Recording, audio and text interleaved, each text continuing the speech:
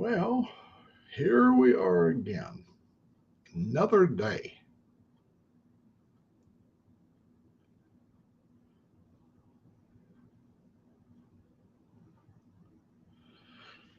I thought I would hop on here this morning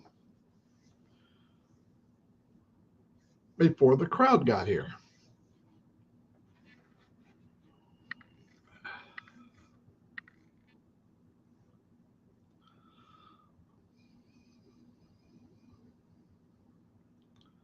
And see what is going on in this hustling and bustling world. We're getting so close to Christmas. Let's start out with a big happy ho ho ho to all the fine folks around the world.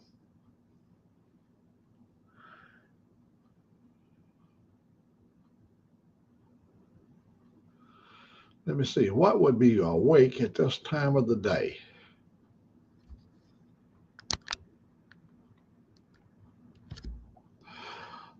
I guess street walkers, truck drivers, um, farmers, and everybody east of me.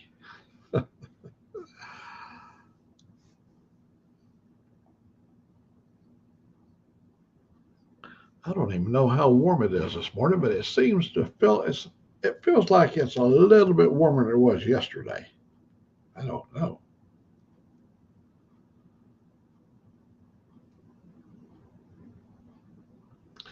And let me see, it would be like 5 o'clock, 6 o'clock tomorrow evening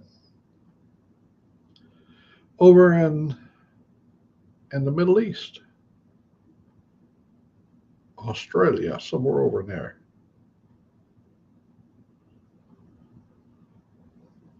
There may not be nobody in here.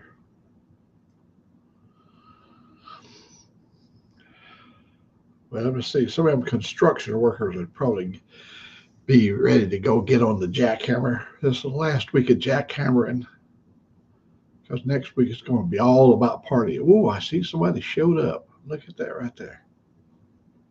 Well, hello. Oh, hey, my friend. I don't know what you're doing up at this time of the day, but it's good to see you. Josie Wells.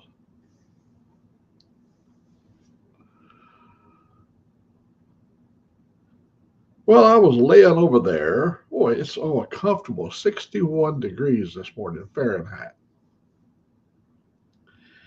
And I was laying over there as happy as a pig in mud. I drank quite a bit of liquids yesterday, not the evil kind, not the evil, but I absorbed a lot of liquid yesterday. We rode in the rain.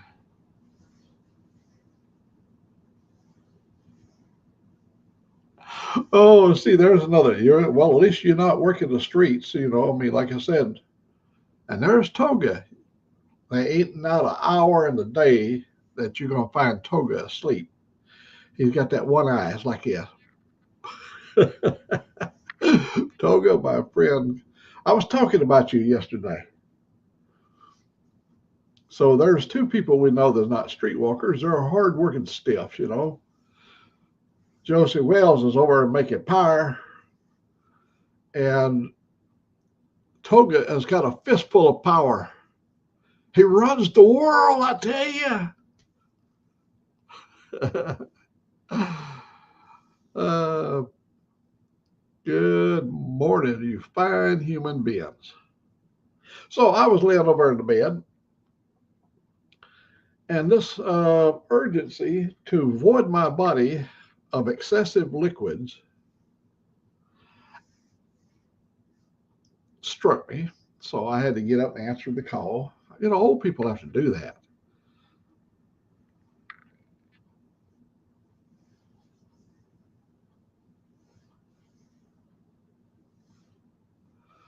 Hey, I'm gonna tell you something about the subbing thing. I've been subbed with friends, and I go over on their page, and I've been unsubbed. But what happens? People reset their system. They have a malfunction, and sometimes they'll, you got a monkey range, a crescent range. You're a moderator, and you go back a few weeks later, and you're not a moderator. Somehow you fell from the status, or like I said, their system goes down. They have to reset everything. And like with Dave over there, he had to go in and eliminate everybody to get rid of all the trolls and stuff like that. He done a good job. He cleaned his system up pretty good. Oh, it's a spanner. Oh yeah, man. Yeah, a spanner. Yeah, that's a metric spanner.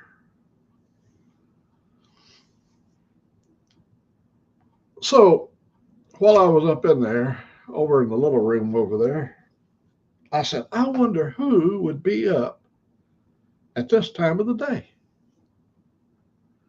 And that old saying, I used it before. If you build it, they will come. And it was just like setting a jar of honey out trying to lure a bear out of the woods.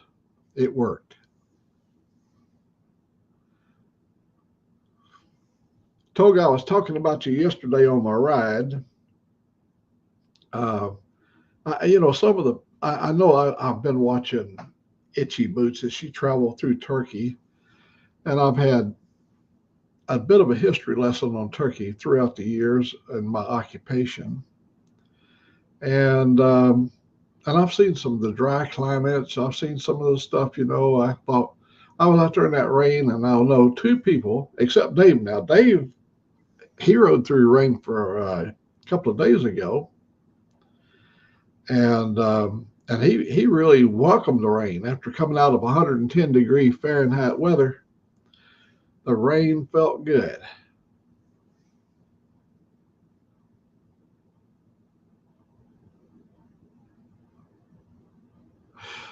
But Toga, I appreciate it. What happened there is I told my buddy Joe and I were going to go for a ride, but it turned out we were supposed to have had better weather. So I sat around here till about 10 o'clock or 9 o'clock. Yeah, 9 o'clock, waiting for the weather to get better. And I've got all these outside cameras, so I didn't see any rain out there, but they're not pointed up in the sky, so I couldn't see if there's clouds, but there was no rain dripping anywhere. And the temperature it was 50. When we went out and crawled onto the bike, it was 50 degrees Fahrenheit. And I thought, it's awful gray out here. I could look up and you couldn't see the tops of the hills. I live down by the river. And I thought, well, it's just fog rolling in because of the temperature inversion weather is changing down here in the south all the time. I said, as soon as I get away from this river, we're going to have pretty weather, like the weatherman said. See, I trust the weatherman. So we rode out of here, got over yonder on another ridge, and hell, I couldn't even see the road ahead of me. It thickened up. So I turned the camera off when I got down here a ways. I turned it off and drove about 18 miles to a town called Bremen, Bremen, Bremen, like over in Bremen, Germany, Bremen, Georgia, but it's Bremen, Alabama. I had to go to the post office. My post office is 18 miles. And so that's where I started the camera back up. And our plan was to go out to Smith Lake, which is a big lake in our area, and see all the Christmas lights. And but unfortunately, I didn't have a map, and trying to do it from memory or what people have told me, we went the wrong way, but still ended up on a nice ride. that explains my story on why I was out wandering around in the wilderness with no idea of where I was going. You'll see in the video. I was clueless. See, in Alabama, they don't put signposts up on your county road, and they put a county road sign, but if the street that you're on has got a name, it won't show up nowhere. You won't find it at any intersection. They just don't do that kind of stuff. They go, well, hell, if you don't know where you are, we ain't going to tell you.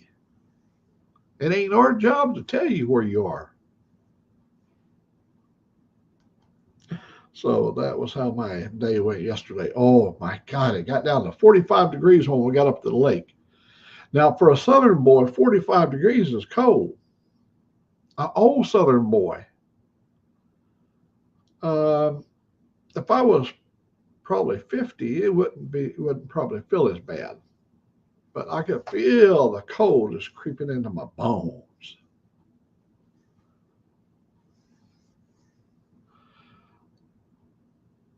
Hamilton's about, I'd say 75 miles. Let me see. Yeah, about 75 miles from here, Hamilton. Because it's 22 over to Jasper. And if you hit I-22, the next big town is Winfield. And that's another 25 miles. So that's 45 miles.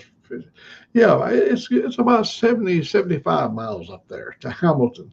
You know, Hamilton, there's a big intersection. US 278 comes into Hamilton. And I-22 just sort of runs a little bit to the west of Hamilton now. And in the old days, Highway 78, US 78, went right through Hamilton.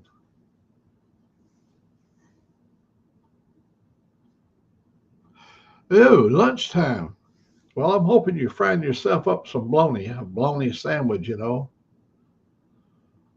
Got a good bologna sandwich. I have to be careful saying things like that. Tony. Hey, Tony. Hey, Tony. How you doing, man? Tony, is that you flying them drones?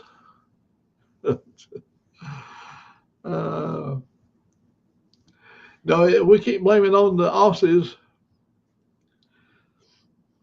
They would catch on fire if you tried to fly a drone over there where Dave was over in Death Valley a couple of days ago. It'd flame up while you was flying it.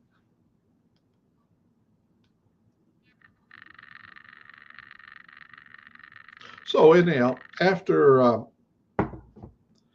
I had got rid of the excessive liquid in my body, I said, why don't I just turn the old computer on and see how many fine folks out there we could lure in here this morning and get up a conversation. And we've got these souls already on there. I see 3 souls up there. Tony, I see you occasionally. I see you around occasionally. I always wave at you, but I don't know if we've had a chance to talk since we got back from Washington or not.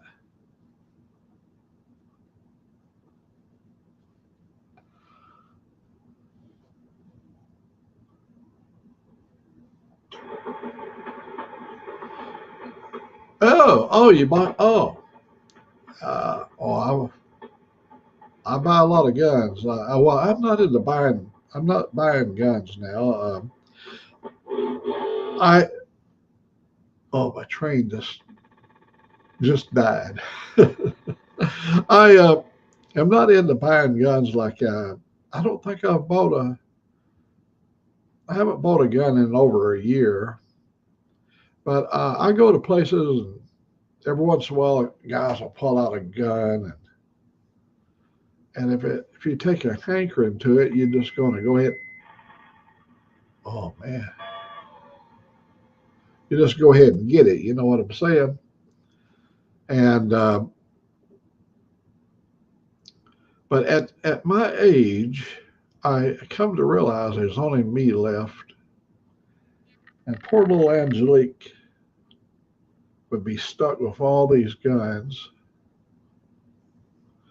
So we just kind of backed off on buying guns. I just like guns. I'm not one of them crazy fanatics. I just like different types of guns. You never know what might strike you fancy. One time, I took a guy about 50 miles from here. There was a sale for guns. I saw it burp up on a little ad on the computer. I called him, told him about it, and we go over there. I took him over there. Oh, hell, he walked out of there with, I think he got 3 guns. I got 2. The guy that was with me was a third party. He bought 2 guns. Uh, they had a super sale on them. And that guy, we were all going down the road and we all had our pile of guns. That guy said, I was just going to go over and look. Now, he's just like me, an older guy. And what happened after he bought the guns? He up and died on me. He just one day got sick and then curled up and died. So he got all them guns up there the kids had to dispose of. And that made me have a little change of heart about loading up on guns and forcing Angelique to have to, I've never about killing.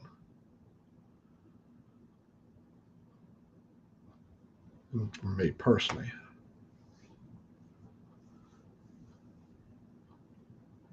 I've had some really, we started buying guns probably in the 50s. I think I bought in 1959 a 3040 Craig.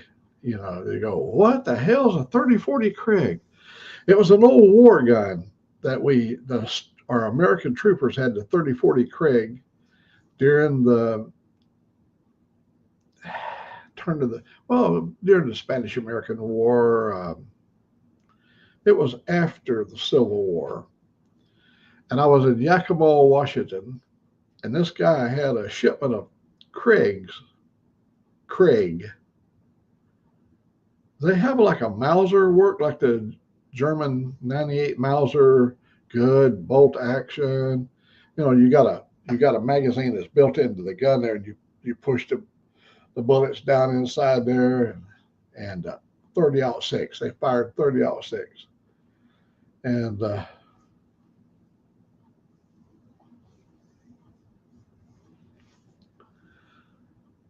yeah, we have unnecessarily killed a lot of animals that I really think about now as time goes by. But it improved my shooting skills, and I'd like to say that I probably should not have done that. I used to shoot jackrabbits. I used to like to shoot them on the fly when they would be running. Over there in the San Joaquin Valley in California, I bought a 303 British. I know Toga remembers the 303 British. And that 303 British was so damned accurate. I could be driving in the pickup truck. I'd reach behind me and get my 303 British hanging in the window. And while running out the window, I'd lay it on the door sill. Shoot rabbits. Dang, how terrible. But that's just the way we was. Thanks for the memories.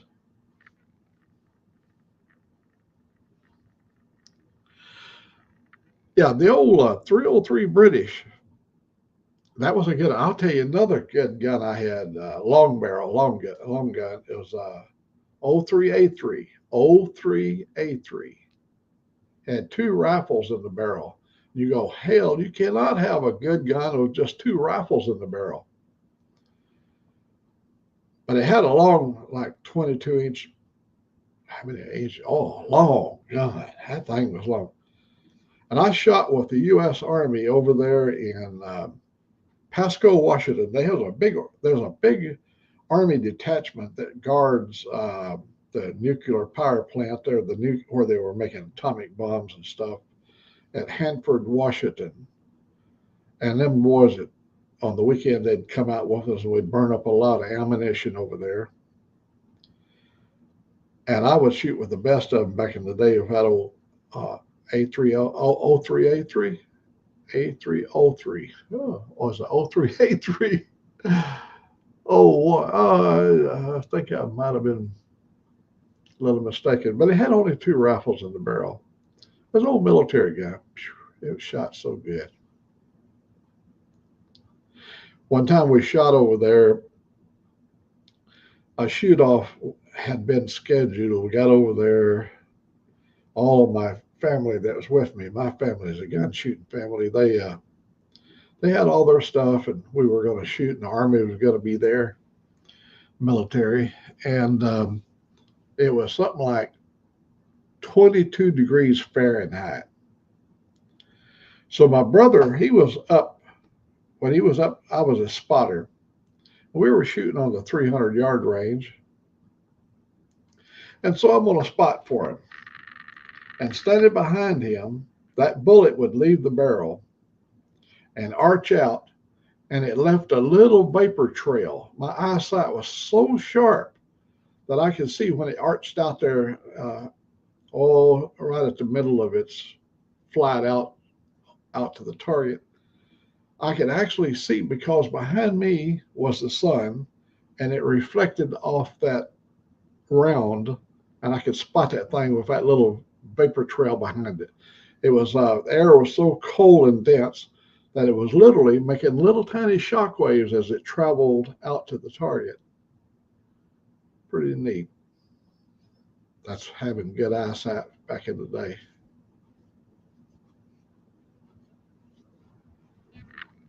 It is. It is a nice. It's a. It's one of those things you don't. If you don't know what you're looking for, you may have seen it, but we were behind it, and we were, always looking for is the target out there, and that thing would arc up over our line of sight from where we're standing. It would climb out and drop into the target, and you see that little compressed vapor trail behind it there, just as it in that little microsecond of time. The old brain had to work good. I had to work really good. It had to remember what it saw, and it had to be able to tell you what it was seeing. I wouldn't be able to do that today, I don't think, unless conditions were really good. I shot the 45 caliber toga. They gave us a 45 caliber. We had 2 names for it, and I don't remember what the military designator was. It was we called it the burp gun or the grease gun. Little fat barrel. The barrel wasn't very long, but the gas mechanism was all contained in a round, and they were like stamped steel. They was made cheap. I mean, they was for when you pull that trigger, you could put a lot of 45 caliber stuff down range. And the idea was back during the day when that weapon was needed, America was fighting in North Korea. The Chinese were coming over there to help the Koreans. And the idea was just spray a lot of bullets into the air, and it's going to hit something. And a 45 caliber on that and a grease gun, it busts up a shoulder bone. It busts a hip on you, busts your heart. They're deadly. They just don't have any accuracy. The grease gun was the most inaccurate gun. They stamped them things out by the million. I went up to the armory, and they had cases of those things in Cosmoline. And they quit issuing them pretty soon after that, after they ran out of that bunch.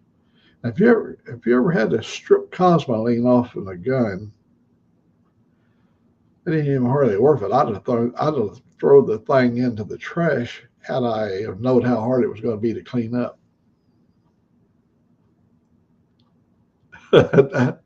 You just put up a wall of fire, and if you've got, say,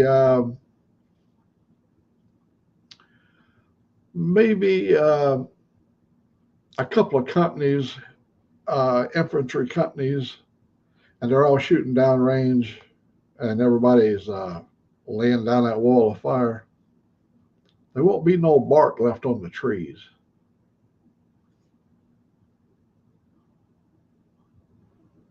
Oh, hell yeah. Especially old stuff. We've gotten stuff out of warehouses.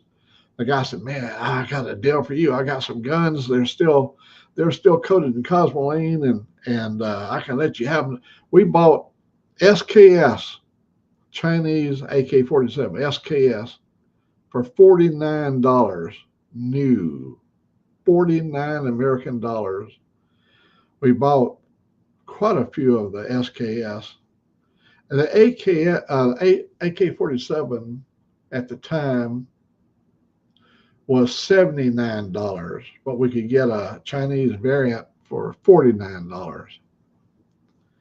But the Chinese all had were all cosmolined, and same way.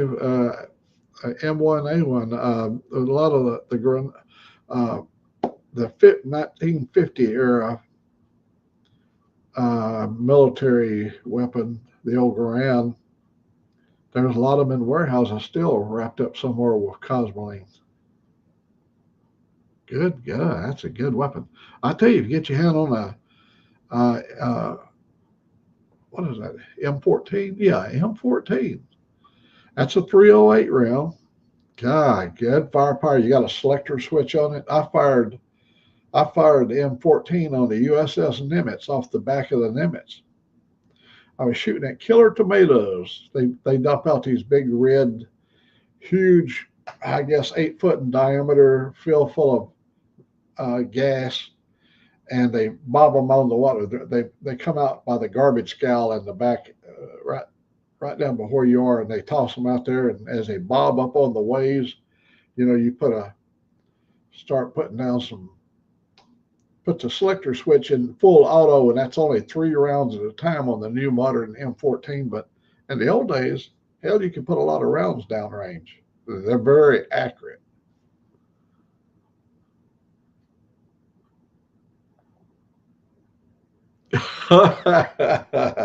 Toga, I like that delegated authority. I do like delegated authority. Hey, Ray, Motor Life.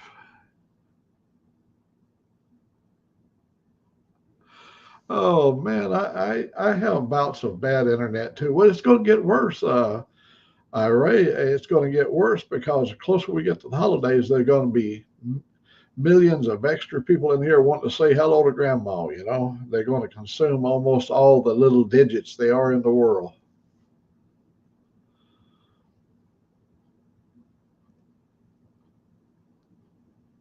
Oh yes, I've had. Sometimes I want to go over and join Moto, and I look over in my box, my router. The only thing, I'm 7 miles from the nearest tower. 7 miles that this box needs. So you're very fringed.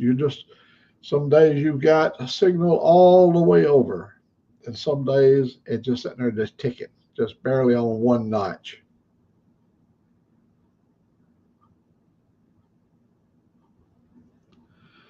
I know the feeling, Ray. I live in a remote area, and I must be the operator. In my case, it could be the operator. Now, we've had every kind of system you can imagine over here trying to. We buy. I've got. Listen to this. For me to have the signal, for me to talk to you right now, over there on the other side of my deck, I have a tower over there, and on the top of it is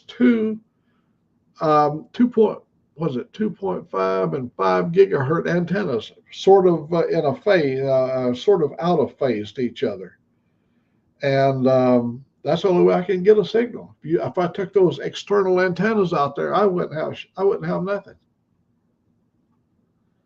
And I'm running 2 of them, and every once in a while, here's what happens. There's a cable that strings out over there, and it goes up to the tower for the 2 antennas. The raccoons climb that cable they'll get up there and they'll run on that cable. Them little critters, they're everywhere. They're like rats. And when they do, they've moved my antenna. I got it fixed now, they can't. But before, they would move my antenna out 3 or 4 degrees away from the signal path. And I'd be just in here struggling, open the back door, look out there, and I look and I can see my indicator, the marker that I had for alignment would be off 2 or 3 degrees. I get up there and crank it back a couple of degrees, and here comes the signal up, and we'd be good for a while till the raccoons turn my pipe again. I've got a windmill out here. I have a windmill, and them raccoons, I've got video. My camera sits right here. I watch them all night long. The raccoons will get up there and turn the blade with their little hands. They'll stand up on their hind legs and reach up and grab that blade and turn the blade. If the wind ain't, they'll spin that thing. They're like little monkeys. They like making that wheel turn. My weather station. I know, man. My weather station's got a little wind vane out there, and the raccoons will get out there and they'll spin that thing. It's got a little windmill on it. They'll turn the little blades on it. They turn it backwards.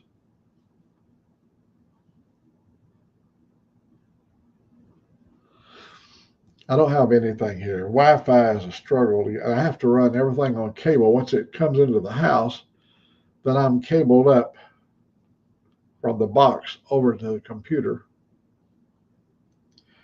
And that's the only way we can be on the air. A lot of people get frustrated with me because I can't be dependable. Like they go, he don't ever show up. I mean, I put my premiere on and he didn't show up. Well, hell, I can't because I can't get on the air. You'd have to walk a mile in my shoes and appreciate living in the country.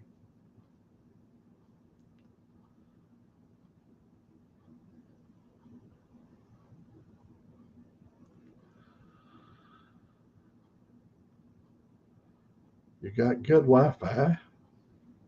Yeah. I have no answers. I cannot give any technical advice on any of that over there because we're just barely meet the bare minimum even to be on.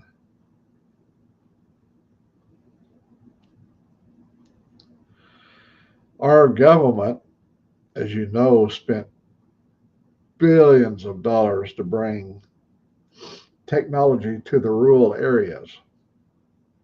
So our governor down here, the lady governor, she said, we've just released $47 million to provide internet in these areas. They named off, and my town was one of them. So I called the offices for Alabama, and I said, I want me a chunk of that good free. No, not even free. You got to pay for it, but I want that new service they're talking about. Said today she pulled a big master switch and turned it all on, and she was quite proud of her. He said, "Oh, we're not servicing that area out there." I go, "Well, the governor said you was serving this area." Oh, we will eventually. He said, we've got that slated for like 3 years from now, and we're going to put a transmitter out there. I go, okay. So if I live long enough, if I live 3 more years, I might see some of that new technology. Hey, wait a minute. Let me put a link up here. Hell, there might be some people out there that would just like to come all up in here, jump right up in here, and set a spell of old Mac.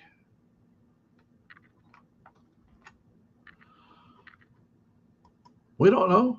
I know if my old buddy 24 up there in Nova Scotia, he come in, we can get him on the screen. I'd like to see how much snow he's got now.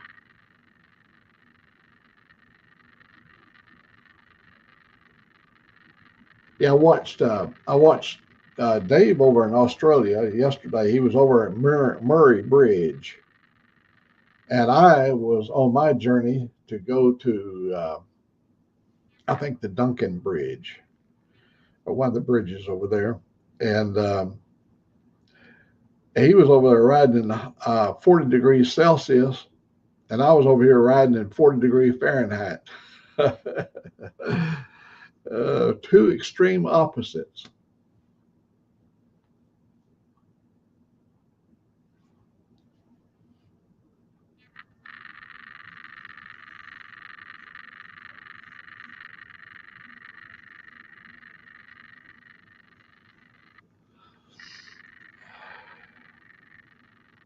Yeah, he was talking about going to see his mama over there in Newcastle. His mama lives on the coast over at Newcastle. And my son pulled into port. He was in a Navy vessel called the USS Ingersoll. So he pulls into port in Newcastle, and you have to go in through this little inlet to get up into where the berthing was. And he was there courtesy of the Australian government. His ship had won the Pride of the Fleet, the USS Ingersoll. That was one of the Ayatollah class boats. Why the reason they call it the Ayatollah class is the Shah of Iran had come to America to be treated for cancer, and the Ayatollah took over there in Iran. So they had all these ships that was being built in Gulfport, Mississippi. These big gas turbine ships, 590 foot long, fast attack ships, and yeah. So he pulled in. They pulled into Newcastle into the harbor, and they threw big parties for the American sailors on this. The town rolled out because the fleet was in town, pack west, and two ladies and a guy. There was two women and a guy. Took my son in a Land Rover or one of those four-wheel drive like type vehicles, and they went back into the hills to celebrate. He didn't know these people. He just met them in a bar. And he said, "Oh my God, what a good time." Well, the guy that was doing the driving got arrested. They couldn't arrest my son. He was a U.S. Navy personnel, but they arrested both the two girls and the guy for some technicality with the Australian government. Maybe he didn't have a proper papers or whatever the case may be. And then he ended up having to hitchhike back to Newcastle to make his ship, and the Navy, when you're supposed to report back on the ship, you better get your ass on there because you're going to go up and see the captain if you don't.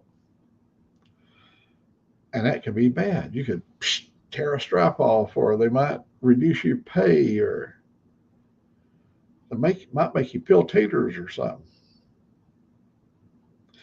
But anyhow, he made it back to the ship. Oh, he was so happy. He didn't know if he was going to make it. He was young. God almighty, he was so young. It left lasting memories. I'm going to hate to do this, but I have got to take care of a nasal drip, post-nasal drip.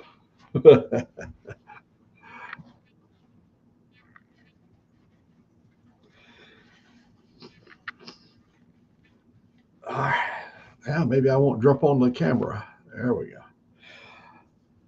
Yeah, it was interesting to watch him. When he was talking yesterday, he said he is 14 hours away from. He didn't know if he'd be able to see his mom today. Today is the day he's going to arrive over there. He probably will. I mean, he's not going to make it priority to go see straight to mom. I believe he's going to meet up with Rod B, and maybe he's already met up with him. And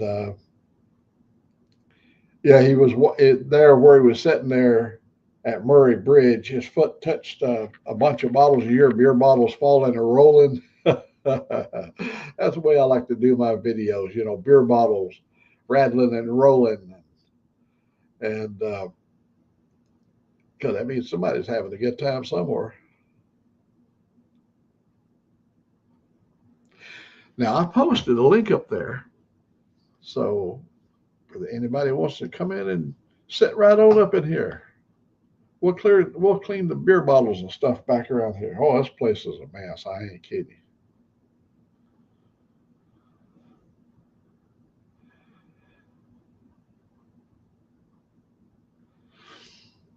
Yeah, you go here in Alabama at a hunting shack, and what you're going to find is old empty skull cans, snuff, skull.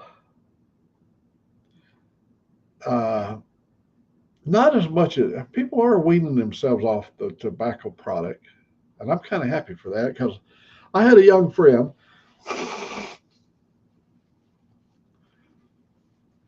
just come home from the Navy, and he came back to work. He had been working in the company, and then he went off and did his duty, and he came back, 29 years old, and his jaw was kind of swollen up a little bit. I said, "Man, what happened to your jaw?" And he said, "Got a bad toothache." He said, "Oh my gosh, I've just been struggling with this toothache." And I go, "You have the best dental they are in the world. There'd be no reason for you." He said, "I don't like dentists. I don't." I said, "Man, you just come out of combat and you worried about a little needle?" And he said, "Man, don't rag on me." He said, "I'll go. I'm going to go." Yeah, 14 hours from Newcastle. He was yesterday, but he's there now. Probably will be today. Um, so we ragged on him, and he goes, "Doctor, well, he ain't back." A week goes by. So finally, I asked up the line what happened to him, and they said, "Oh, he's on sick leave." I said, "What kind of why would you take sick leave over and having a tooth extracted or filled or a root canal or something?" And then he shows up, and he's looking real frail looking, kind of hollow around the eyes a little bit. I go, "What's the problem, man?" He said when they went in his jaw tooth, it was cancer, and they had to remove a section of his jaw inside the bone and whatever.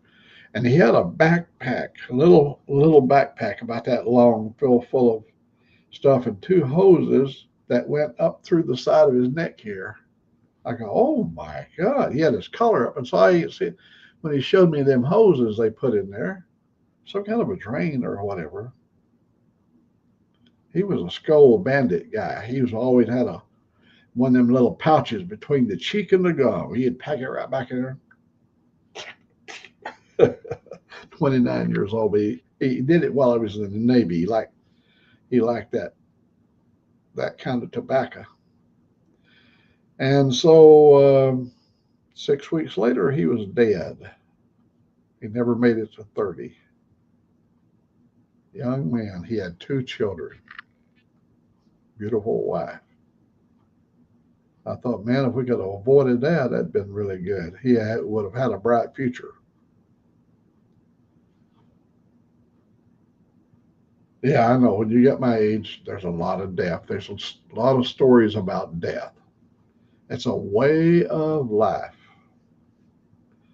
Ain't nobody ever made it out without going through that process.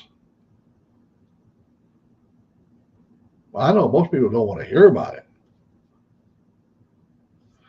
Chasing ghosts. Well, you be careful out there, and if you're on your bike, I hope you don't run into any kind of storm activities out there, because here living down in this part of our world, with the change in weather, we got cold fronts pushing in from Canada, and you got your Gulf warmed up out there, and you're going to have a volatile mix of air over Texas. You people can go to the extreme ragged edge real quick. You just be careful. Tara, I think you're up in Texas, if I remember right.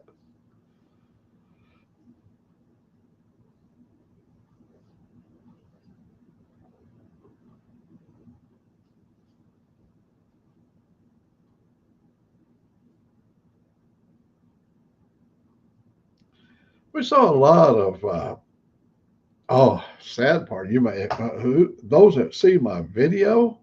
I kept seeing these buzzards way up there, and I had a buzzard to fly by me. He was off to my right side. He flew at the same speed I was going at. He was just gliding by me. Big buzzard, 10-foot wingspan, big boy. And when I got up there, there was a deer, and so when I was putting the video together, I slowed the camera down, slowed it down, and so you could see they were big buzzards hovering in the sky. You can see how big they are. And there was a dozen or so down on the ground that was eating that deer that had just been hit by a car that morning.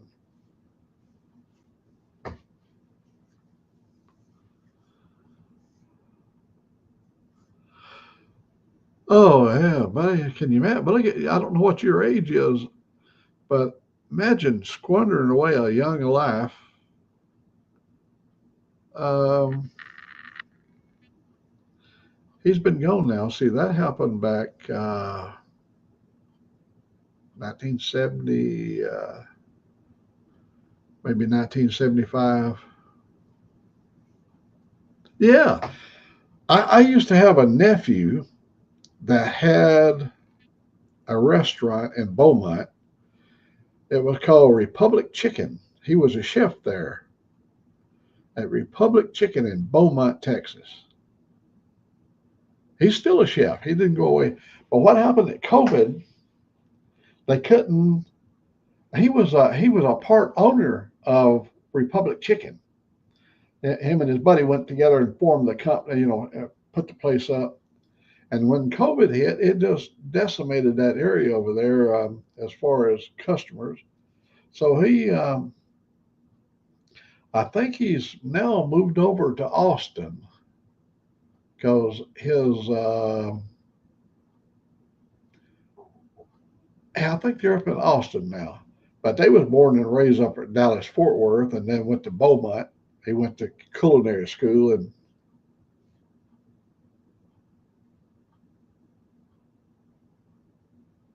I do. I remember when it was in the 90 cent class, somewhere in that area. Let me tell you, I tried my hand at snuff.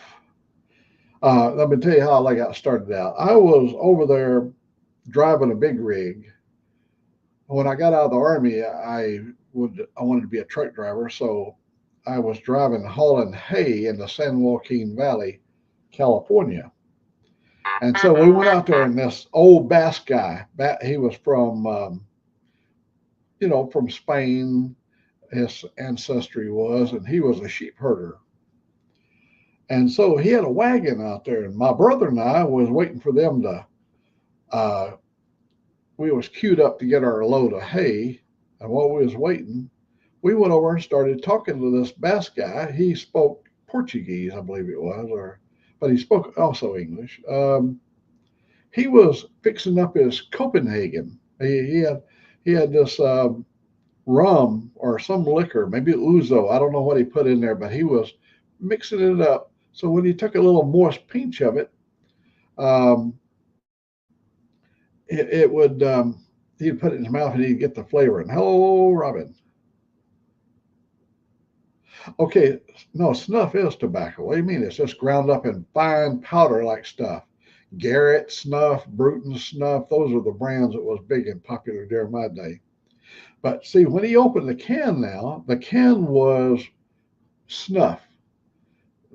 He called it snus, but it was powder, and he has to mix it, moisten it up with this rum or whatever he put in there.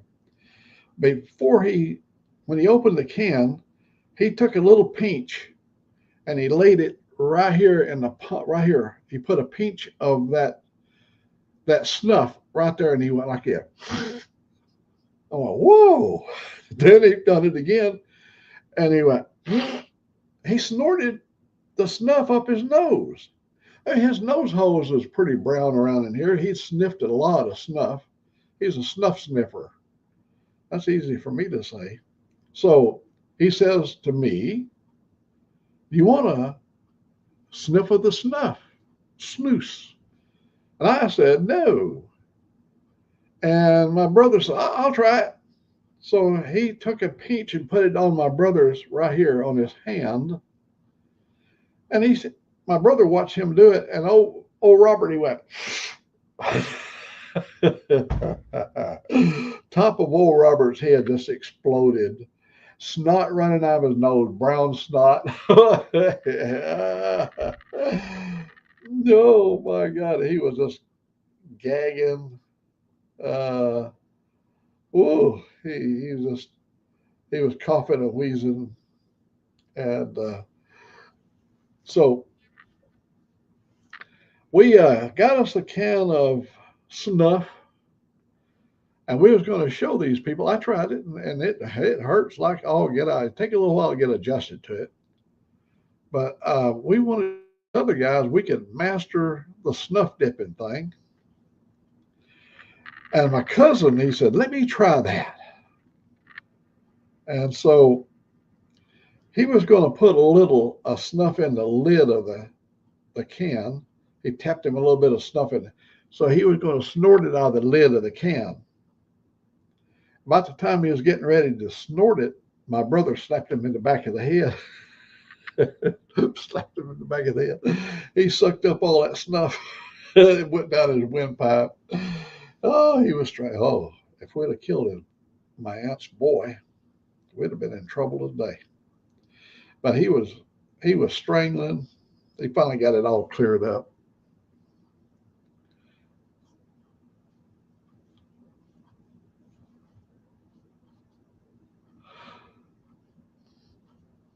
Yeah, the things you do when you're young, you got to try it. Oh, so one time they sent me and my brother, we were truck drivers, over to pick up a rig, and they put us in a bus filled full of Mexican people that were pruning grapes. They were grape pruners. And when we got only seat in the bus was all the way at the back of the bus. And they was all smoking them little old wacky tobacco things. They're all smoking. Me and old Robert, we got back there in the back. You couldn't see the front of the bus. There was so much smoke in that bus. It was kind of like Cheech and Chong's bus. It looked like being inside of Willie Nelson's bus.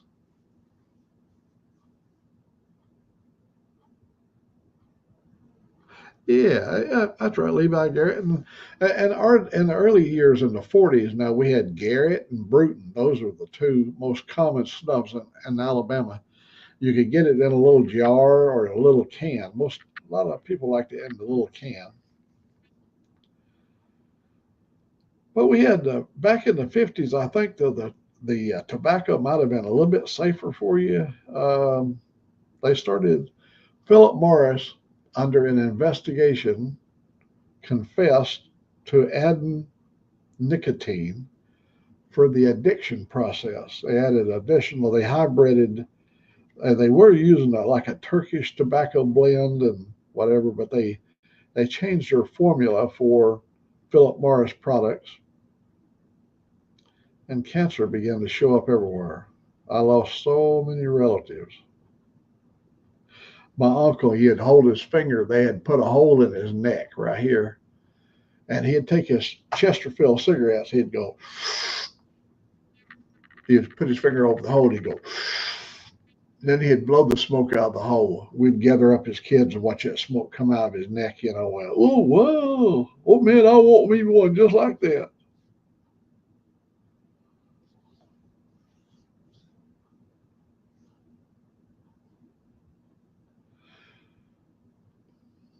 Where's that like? Oh, you guys, oh, you must be on a cell phone or something like it, because I don't see no like button on my computer.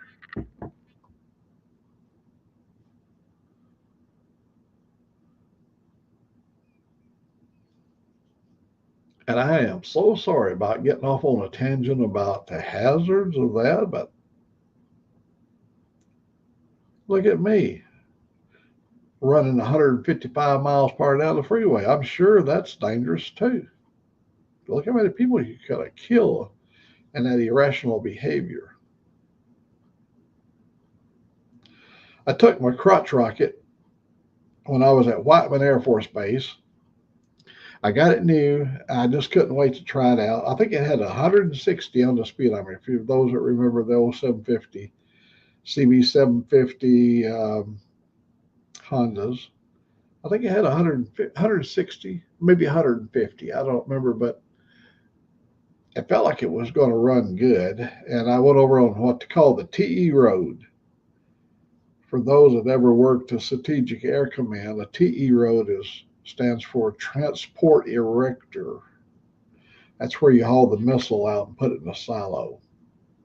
And you got these TE roads, and when the engineers grade the road, they have to be free of sinusoidal ripples so that when the transport is hauling this 105-foot long container that hauls the missile, when the truck starts porpoising, it can be dangerous. So the road had to be very nice, smooth, all that stuff. Sinusoidal ripples. You can look up a sinusoidal ripple. It's like what you're looking at on a sine wave on a oscilloscope. So I got out on the TE road, and I took it whatever the limit. If my speedometer said 150, it went to 155. You know, the notch past it. Or if it said 160, I went just below the. But I took that thing up on the TE road, and while I was at speed, I had leaned my head over to get maximum velocity. I missed a pothole that was the size of my front wheel, where I'd exited off the TE road. Right as where I exited off, there was a big pothole because the missile never goes that way, and I knew I had to take my exit to get out to my area that I was working. Missed a pothole that would have killed me, and I would have been able to tell the story.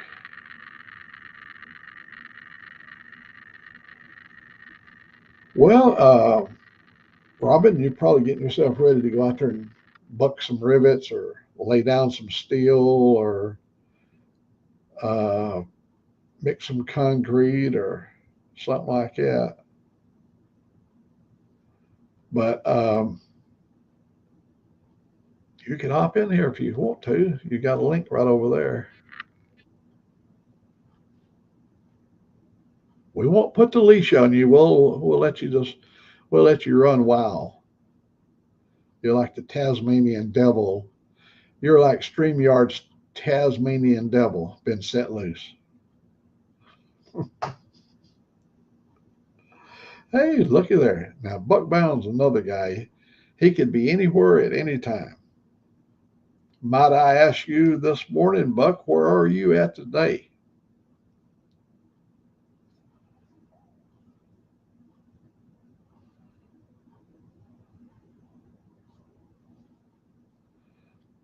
Buck Brown is very much like the toga. He might just show up just anytime. You never know.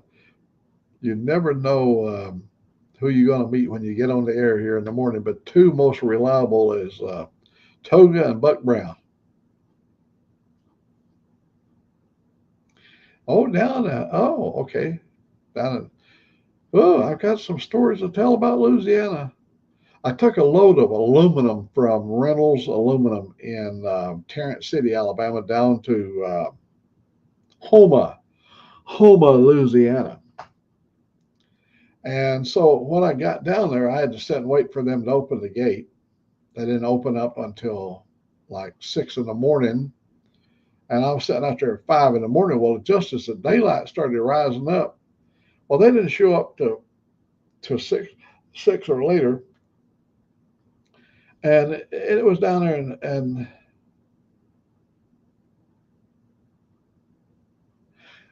yeah, it's just out on 75 out there. I think it's 75. It goes out there, 75 or 79.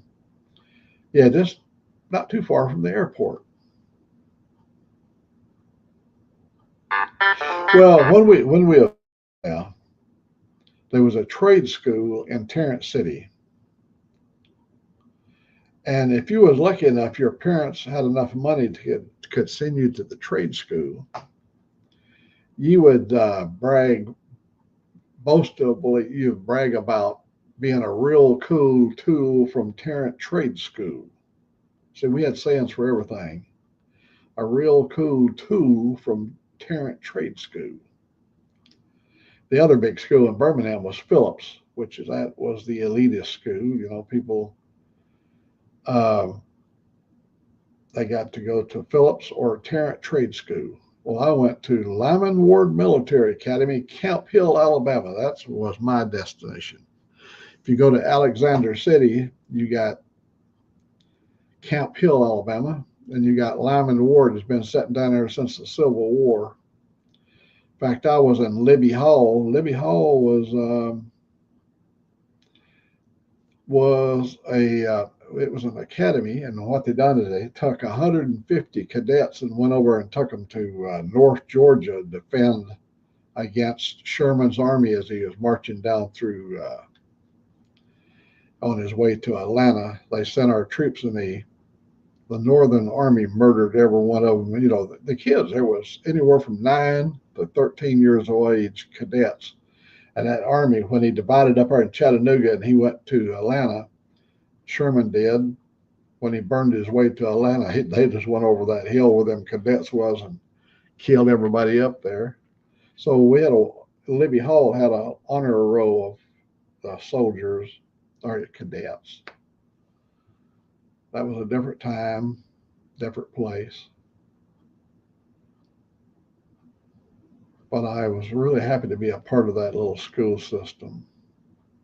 It's not a big academy, but it was prestigious in the eyes of a soldier. And Buck, you was a soldier. And I know another soldier, and that'd be Toga over there for sure. And today.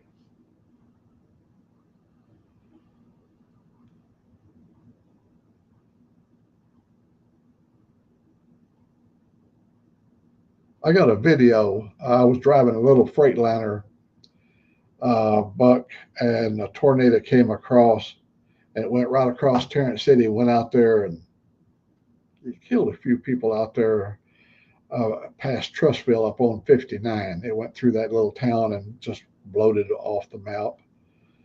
And but I went through the aftermath. In fact, my video shows the tornado up there on I-20. As you get up 420, it's 459. Yeah, 459. It goes to Tuscaloosa that way, where 20 runs up there. I dropped down through Irondale, exited off at Tarrant City there to go into Tarrant City, and the water was just under. The road was underwater.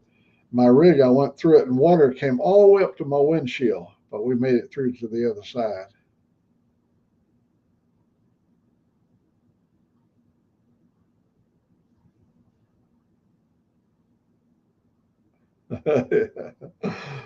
Yeah, them tunnel rats, boy, I tell you,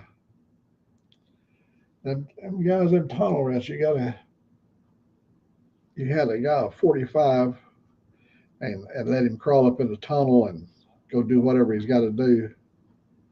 Man, I can say that I didn't have the courage, but I've got a video. If you go through the list of my videos down there at the bottom, they're way down towards the bottom, 10 or 12 years ago on YouTube, my buddy Joe took me to a hole in the ground over there in Hayden, Alabama. Now, Buck, you may have hauled out of Hayden. There's a company up there, I think it's known now as Louis Alice, but back in the day, it was called Rotating Specialists, and they made electric motors. And I used to haul a lot of electric motors out of Hayden, Alabama. So when you get to the Hayden exit, I think it's like 184, 82 or something like that. At Hayden exit, you go along that little frontage road and you go out there, and we climbed up on a hill, and there was a hole about that big around. wasn't very big. And I took my camera and we crawled down in this hole. Joe went down in the hole and we had a little LED flashlight and we went a mile underground. When we got inside there, the ceiling was 65 foot high and had like 30 or 40-foot long stalactite, stalagmite. It's a part of the old original um, cave complex that they have a lot of tourists that goes through up here in Coleman County. That's in Blount County. But we crawled down in that hole and went back a mile underground to a waterfalls. Got back there and our little LED flashlight ran out. And I had a 35 millimeter camera. It was a Nikon camera. And all it had was electronic flash on it. And so what we do on the way out, I would flash the camera and him and I would memorize how far we could go before you fell down into a 100-foot hole. And we'd go that far. And then when we thought we'd went as far as we could go, we'd flash the camera again and we'd go. And that's how we came out of the thing, a mile underground. Rickwood Caverns is over here in Blount County. They're fairly large.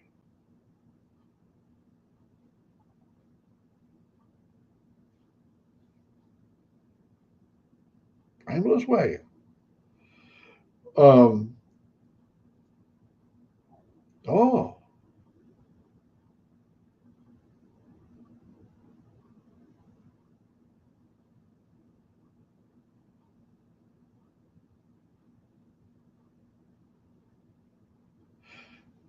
I remember from the Blount County is here in Alabama. Yeah, I reside in Coleman County in Alabama, and Blount County is right across the river from me. Where I'm sitting right here, if I go 1 mile that way, I'm in Blount County. If I go 1 mile that way, I'm in Walker County. But I live in Coleman County here. And if I go 4 miles that way, I cross over a little finger of Blount County into Jefferson County. So when you get to Warrior, you're in Jefferson County. And I'm down here at Arkadelphia in Coleman County. I'm up here. If you look at linear motion, like up and down is towards the Gulf and up is towards Nashville.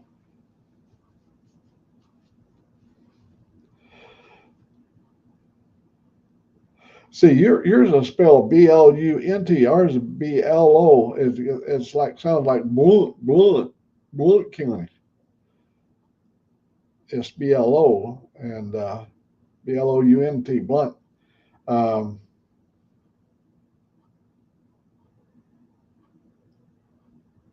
when I was out on the road, we had names for every truck out there, as you know. Is Retired Rider in here? Retired Rider? I didn't see Retired Rider. I guess I ain't. Oh, man, if you came here, I didn't see you. Hello, anyhow. We had skateboards, covered wagons. Um, I always ran a flatbed, so I recognized every flatbed out there. I did run a box van for a while, but for just a little while. But me and a lady named Miss Jenny, we hauled across the nation for like 3 years running teams out of Mount Olive, Alabama.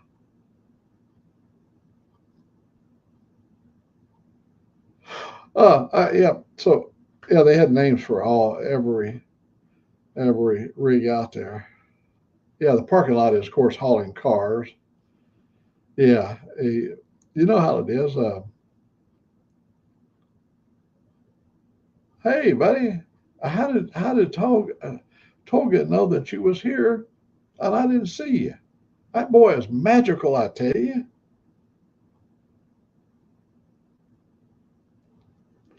Oh, he may have known that you was coming over, or you was. Hey, anyway, welcome to my tiny little world. I thought I'd do this. See, right now it's only 5 minutes to 7 in Georgia, 4 minutes to 7 in Georgia. So I thought I would. It's hard to find a slot, where somebody else don't already have something going on or a premiere or something scheduled. So I'm like the filler. I'm like, you can't shoot a cannonball unless you have fodder, and I'm cannon fodder. I pick up all the little loose ends. You guys got your beautiful premieres and your perfectly scheduled this, and I'm just filler material. We got to get our money's worth on this StreamYard, so we have to find us some slots in there. I ain't whining or complaining because I don't care what hour you're on, there's going to be somebody here with you. And that's a beautiful thing, bringing the world together. And look forward when you see a list of names over there, every one of them over there. It's like, this is like Cheers in the digital world. Cheers Bar and Grill, a restaurant, Cheers, the movie, the show. You come here where everybody knows your name.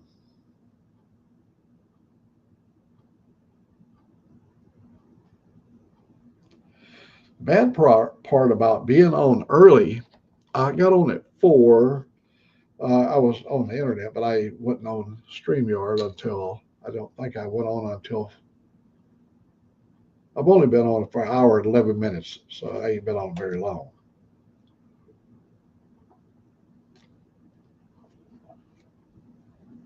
The sad part about getting up early and starting an early morning show is I don't have any coffee. And my coffee maker is in there asleep.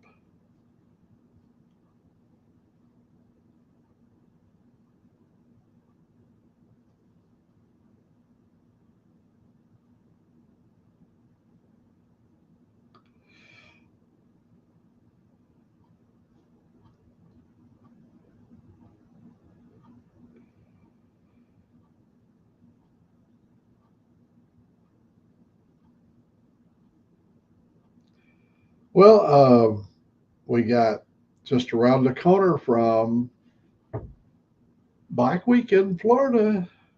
We got, that's going to be good. Oh, everybody, a lot of plans made up to go down.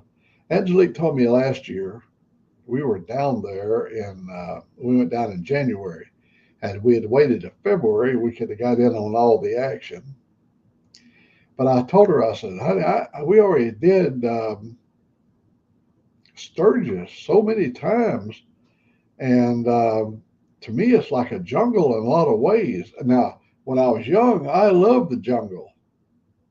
But as I get older, I get fussy and grouchy, and I hate it because I can't park here and I can't go there, and I don't like rules, and I don't like a lot of rules.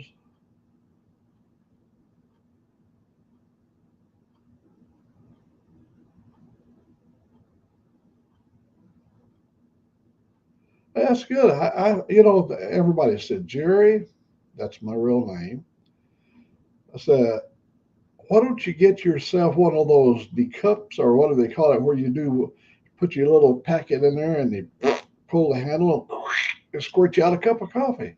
I can have one sitting right there. There's a plug in and everything. But somehow I just like it when she makes me a cup of coffee. Well, if I made my own coffee, see, I'm isolated as it is. I live back here. This is my part of this house. I got a big house. This is where I hang out right here. Sometimes I will go down the hallway. It's 30 feet to the. If you go through that door, you go down about 30 feet and pass some rooms, and then there is the kitchen area, and there's a lot of doors between here and over there. And I went in there and made my own coffee. I would still once again be isolated. But when she comes in here, it gives me an opportunity to meet another human and live in flesh. And I just like being waited on, to be honest. She loves making me a cup of coffee, and I love it when she brings me a cup of coffee. So I'm going to quit whining.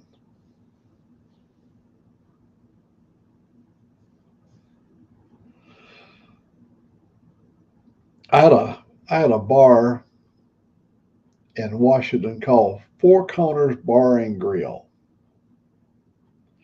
Four Corners is now about 150,000 human beings lives in Four Corners. When I was going to the Four Corners Bar and Grill, it was where major highways came together, just off Highway 18. Highway 18, you travel up in the Northwest if you've been up there. When you're coming down off Snoqualmie on I-90, you get the North Bend, you got Highway 18, and that takes you around all the metropolitan Tacoma, around all of the Seattle, and you come out in Tacoma over there, up there at the Federal Way truck stop on I-5. That's where 18 runs into Federal Way at I-5.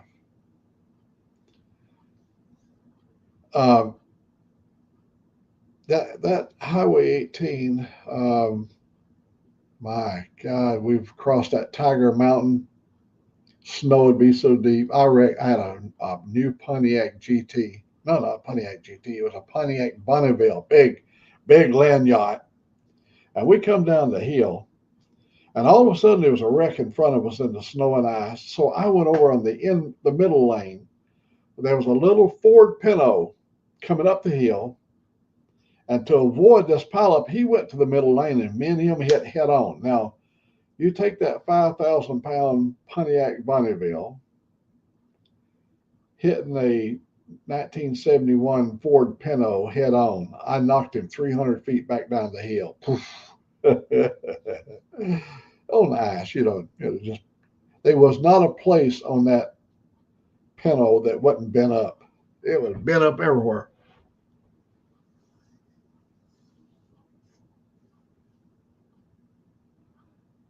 It will be, Ray, it will be worth the wait.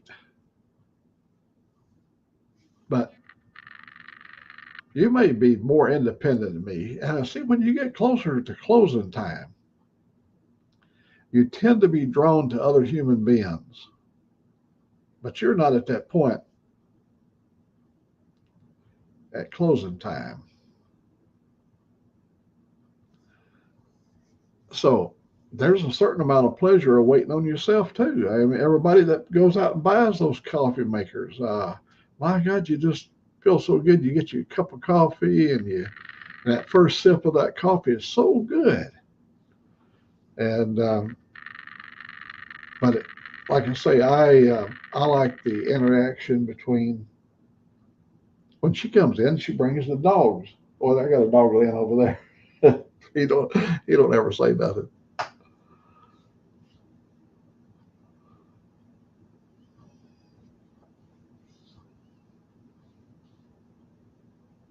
Well, we got a good morning group in here this morning. Good to see each and every one of you. If somebody else somewhere fires up a live somewhere, we'll fold up the tent and come back on tonight at midnight. Like I was going to go on last night. We watched a movie. Look at this. Angelique wanted to see the movie Barbie. I'm not into that kind of stuff. Man, I want to see things blowed up and stuff. But it was a beautiful little. She's a grown woman, but she had, when she was young, her collection of Barbie dolls, and she had her Barbie village and everything. And it's sort of like an kind of campy little movie called Barbie. She asked me if I'd watch it with her, so I watched Barbie with her last night. And when Barbie came to life, where Barbie was no longer a doll, she came over into the real world. It was funny. But the night before that, now, let me tell you a good movie. If you want something that's more geared up for our caliber of human, go see the movie called Carry On. Got a lot of good people in it. Carry On is an exciting movie, drama, excitement, from the time it starts till it ends. Oh my gosh, it's as good as any Tom Cruise movie you ever seen. Any of the action-packed Tom Cruise stuff. Um, And the guy that plays the villain, I can't remember his name, but he looks just like Sick down there in Florida.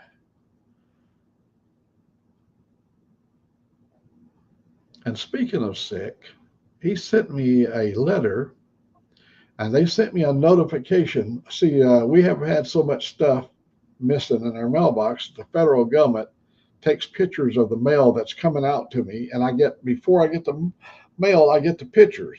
Everybody can sign up for that. You got to have to file a complaint, and then they'll put you on that where they take pictures of it. They sent me a picture of the letter from Sick, and he addressed it. I believe he said Mr. Mac or Old Mac or whatever up at the top, and I knew who it was from. That was Friday. Well, it didn't come out Friday. So I said, well, because of Christmas holiday, it didn't come out Saturday. We went for our ride. When we come home and checked the mailbox, it was not in the mailbox. So we called the post office, and he said, we're really stacked up. I said, no, you said it was on its way. It said to be delivered today, and it never got here. Well, it'll show up. I said, all right. Now I got to tell Sick I haven't got the letter yet. I don't know what's in it, but he told me it wasn't a Christmas present. I was devastated. I thought I was probably going to get a 632 small block Chevrolet, not small block, big block Chevrolet. 632 cubic inch big block Chevrolet was some kind of a fuel tech injection system. Probably looking at 1,200 horsepower. That's what I was looking for.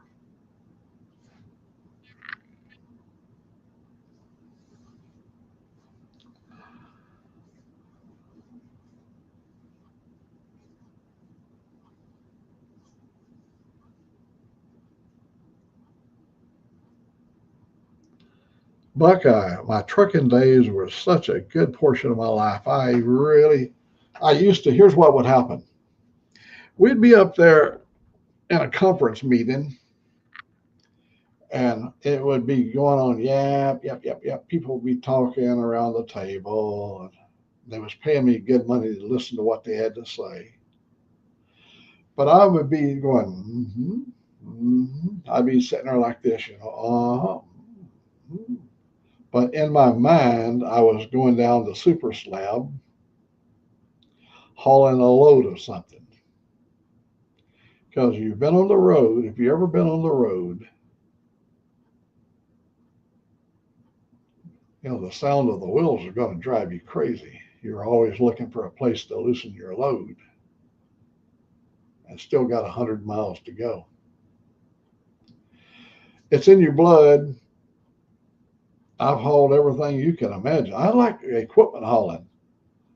I haul for Key Machinery out of Birmingham area. It's over there, pretty close to Tarrant City, somewhere over there. Key Machinery. And I used to haul a lot of Caterpillar stuff up into Indiana and Illinois. And I hauled a V12 Caterpillar engine, V12, with two big turbochargers. And it was in a rack, and the turbocharger set really high up at the back of the engine. And I was having trouble going up this hill. I had a 330, I think I had a 330 horse engine. It was struggling to get up the hill. I mean, I was making it, but and a guy on the CB radio, he said, if you had that big motor sitting on your flatbed there under the hood there, you'd be able to stay out of my way. One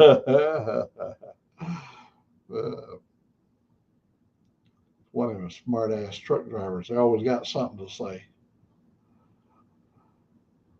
I used to like to run with them. Who was them guys? I used to haul them plastic pellets.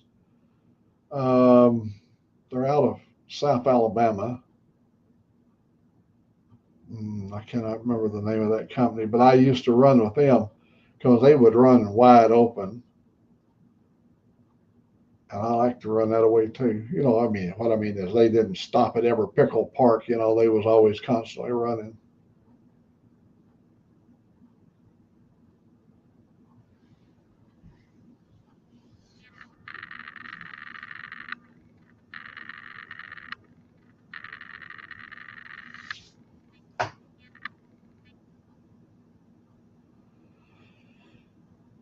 Well, that might be a Christmas present.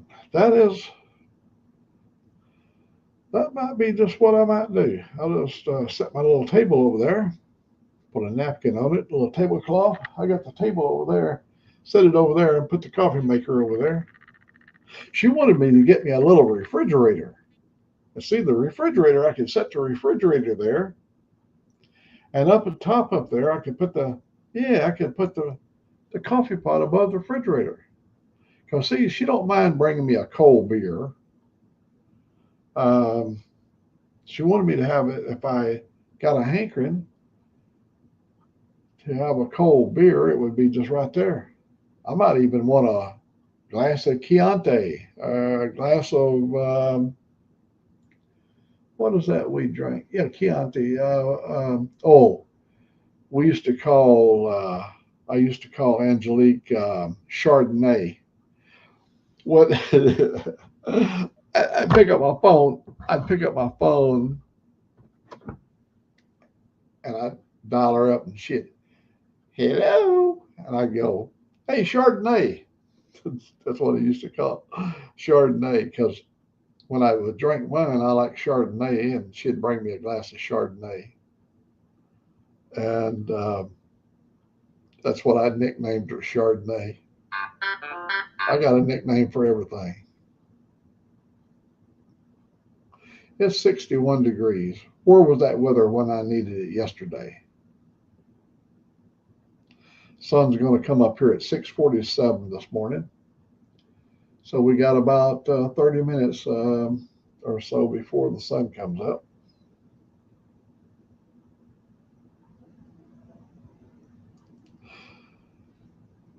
She didn't like it when I'd call her Chardonnay. And I got into a kick of calling her the little heifer a while back. And then my relative, namely my sister, told me, she said, I don't like that. I go, why? You shouldn't call her the little heifer. Because my uncle used to call my sister a little heifer. And she'd get so mad she'd stump her feet because she was calling her a little heifer. She said, I wasn't a cow.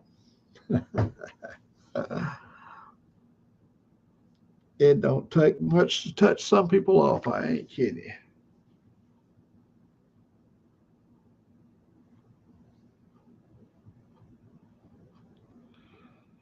My mama, when we was kids, she'd have a big pot, a cast pot that had a little spout on it, big cast iron pot with a spout.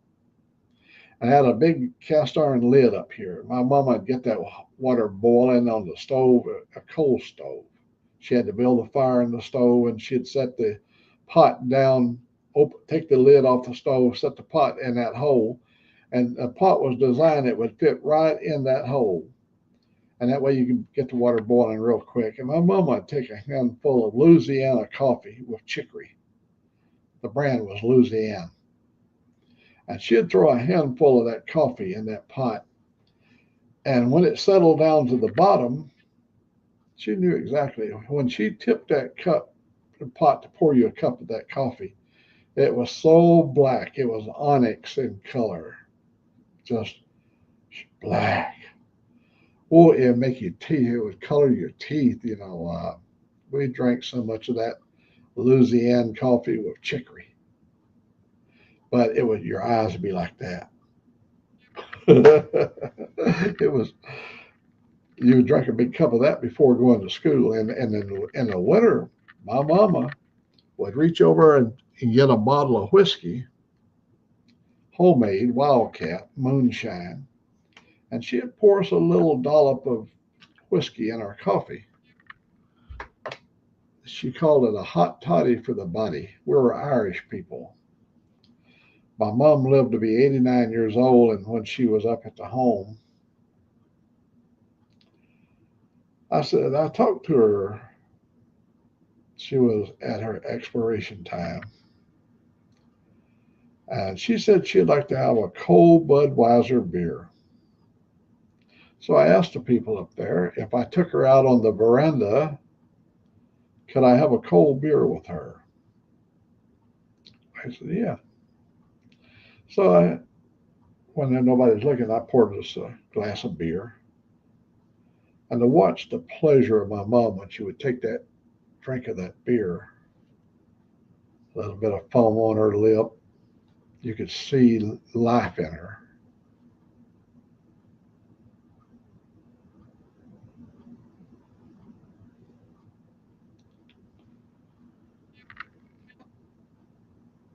She made me promise to give her a wake. But when she was young, a wake was a thing we did for all of our ancestry. But times had changed. They got into this Bible thing. I mean, I love the Bible, and I love the teachings, but the extremists here got involved in the Bible, and so we had to try to find a community hall in Jefferson County that would let us have alcohol. We found one in Adamsville, Alabama. And so we had the wake there in Adamsville, so she could go out traditionally like a good Irish woman.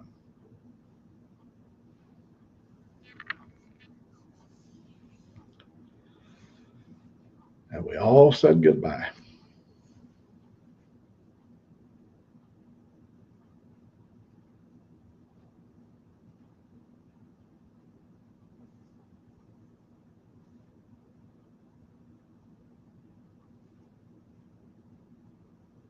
That's something all of us have done, and as time goes by.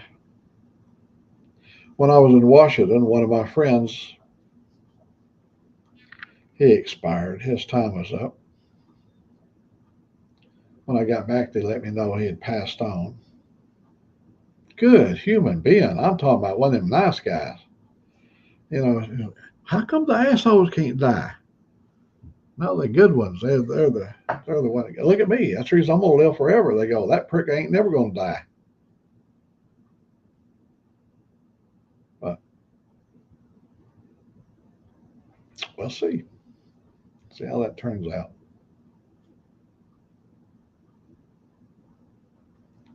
I've got plants here that bloom every Christmas. In fact, when I walk out the back door, every day when I walk out the back door, uh,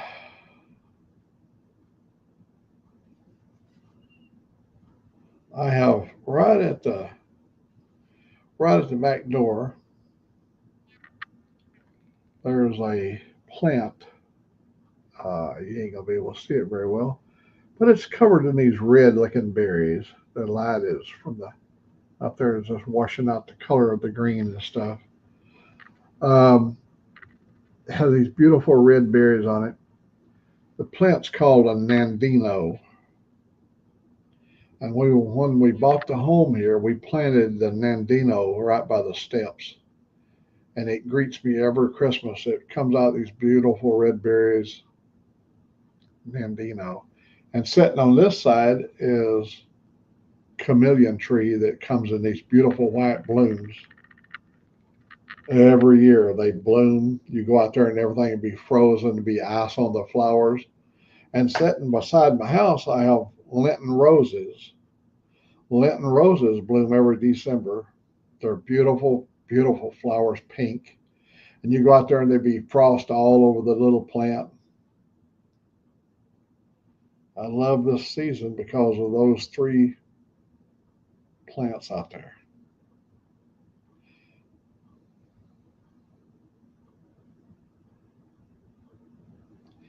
I've got a second Nandino bush growing over there in the bamboo, and it's 12 foot tall, and it's just covered in green and red berries. And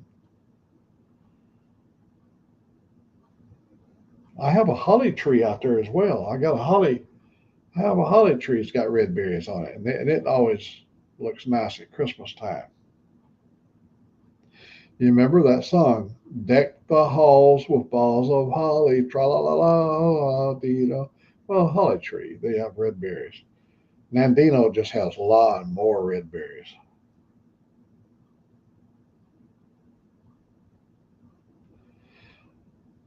Oh, I guess we should be talking about motorcycles and stuff.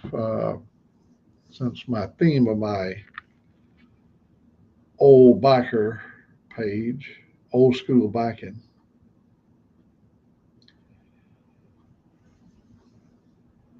When I took Angelique to the Northwest, we talked about my youth a lot. My whole family would go to Mendota, California, Mendota. Fireball. Mendota's where we'd go, and we'd do the Widowmaker over there up in the Panoche Hills. That's the coastal range from San Joaquin Valley. If you look to the east, you had the Sierra Nevada mountains, but to the west, you had that ridge of coastal hills there. Oh man, see, Jason goes. You have yourself a safe day.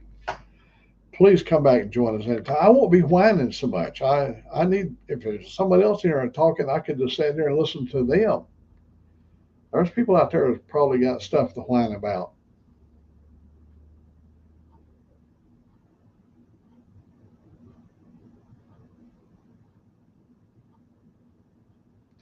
Oh, I'm just happy you're here, Toga. I mean, whatever capacity you're in. Um, I talked with a lot of friends about you and the history of Turkey itself.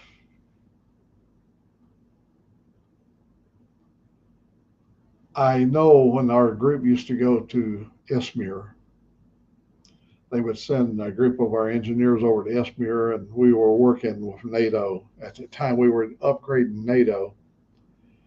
And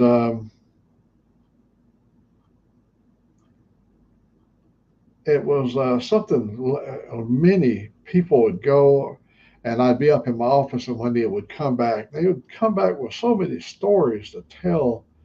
Well, I think when you went to Izmir, they had what they call the compound, and the compound was controlled by the U.S. I think the Marine Corps was there to provide security for us, and they would transport it, transport the crew around. But people would come back, they would talk about the Casbah, Casbah. It'd be like a big shopping. It'd be like you could go buy a camel at the Casbah, or you could go buy a new Mercedes, or you could get falafel or whatever. They always talk about the food, the falafel.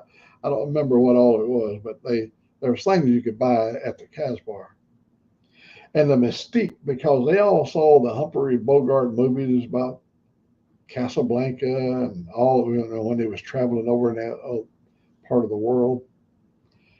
But in my school days, when we were in the military academy, we studied Turkey quite a bit because they put such a bloody beating on the British there. I think that was the last. It was towards the end of the Ottoman Empire, and the bloody British was having a little Donnybrook over there, and they got their ass handed to them.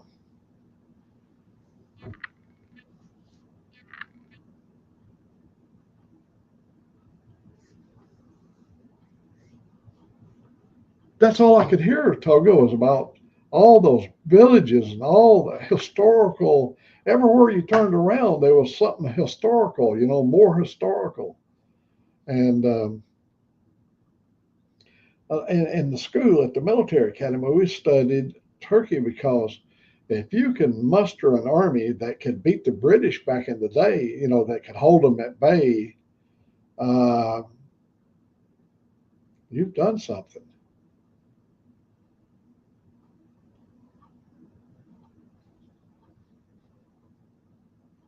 Yeah, I always loved the stories when they would come back.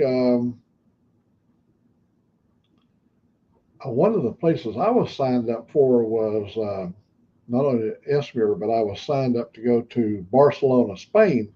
That I think that was during Franco's period of time. Oh, we had an agreement with Spain on NATO with the stuff that we were doing through NATO. We set up a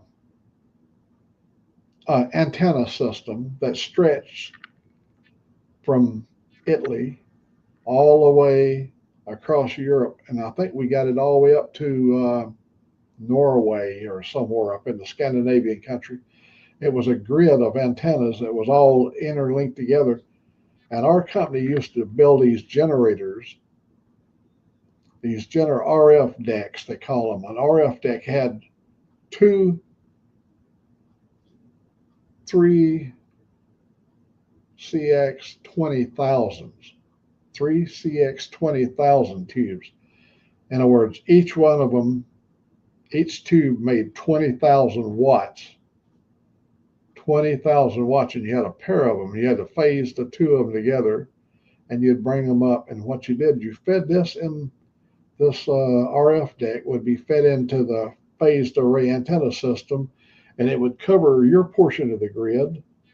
And you had these things scattered all the way from Italy, all the way. Well, we used to have to go and upgrade the tubes. The tubes they weigh 17 pounds. One iMac tube, 3CX 20,000. You can look up iMac, 3CX 20,000. And what they did, we use those pulse generators. We'd use a nanosecond burst. We had what's called phased array, and we'd pulse. We'd pulse each length of the arc on the pulse was a 1 nanosecond. You take a billion and break it down in 1 nanosecond was a tiny spectrum. But you put that much energy, you build what they call a field effect, an RF grid that stretched thousands of miles across the Alps and all up through there, so that nobody can slip a nuclear bomb and kill the people of Turkey or Spain or France or Europe, England, Germany. Because back in our day, you see, when we came up, there was a country that wanted to kill us. Their president came to the UN and took his shoe. He took his shoe off, the little bald-headed sucker, and he slammed the shoe on the desk and said, "I will bury you." And that hatefulness is being seen today, where they have a leader of that. I won't name the country because I got friends, I got family members that are from that species of people. And see, I don't forget that shit. When I was a kid, I had told me to hide under the desk so then people wouldn't burn the skin off my body because he was going to kill us. He said, "I will bury you." Well, my job as a young adult was to make sure they didn't bury none of us.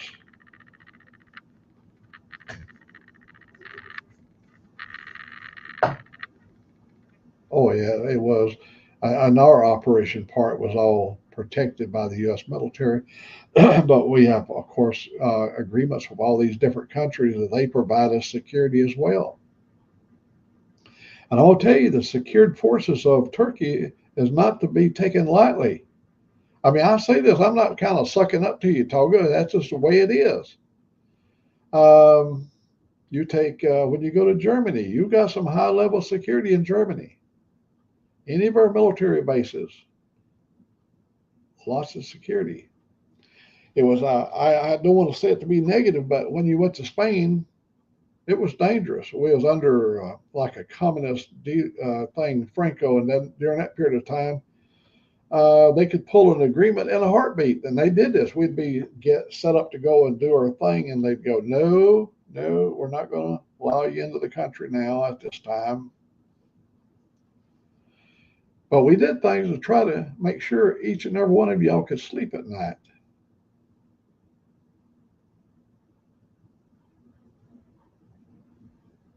Yeah, it's crazy. I hate to get involved in that because I'm going to tell you what, when you look at that country, they're they have blood just like we do. And they're not robotic people. They're human beings that have wishes and desires and whatever. It's the leadership, the political leadership that wants to dominate and strut about. There's a few countries over there that have people that run their country. They don't ever have to worry about elections. They'll never have to worry about losing an election. I ain't gonna get involved in that crap because that just drives you crazy too. We got holiday season coming up. We got Christmas. We're going to mainly try to stay on the train of thought about getting through Christmas, and we got New Year's coming up, which to me it was always a good time. As I welcome the beautiful flowers of Christmas out here in my yard, I welcome the beginning of the new year every year. We enjoy it. My mama did too. My daddy did too. My daddy shoot dynamite. He would throw sticks of dynamite out the window. Stuff would blow up.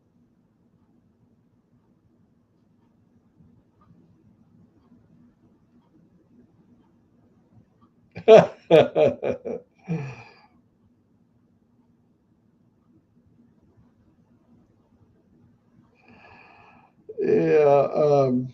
If you're a world traveler and you're going in and out of those places over there, you have to be careful what you say at that time. But you have your observations, and they before we go into another country, when they would send us out, before they'd send the crew out, you would go through all this debrief, and they'd send out people from the State Department to things to try to keep out of a conversation about things.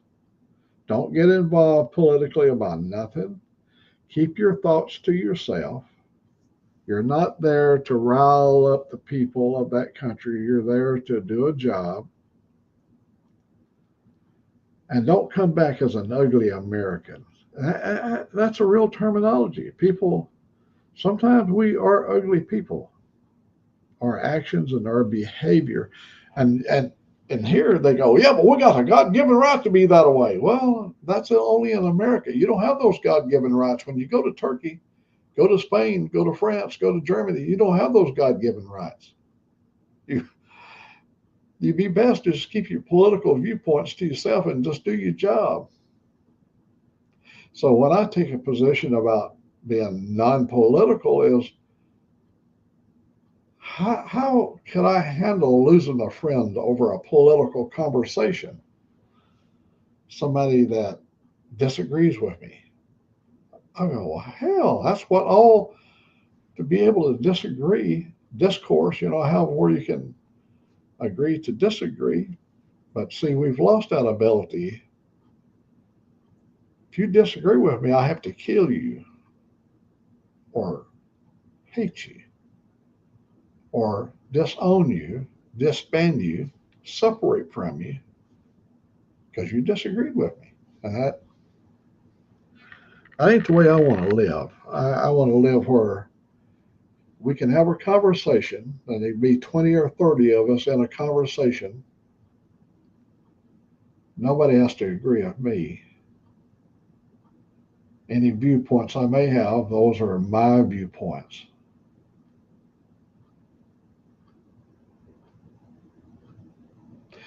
But you might think about it this way when you get up towards the end of your chapter,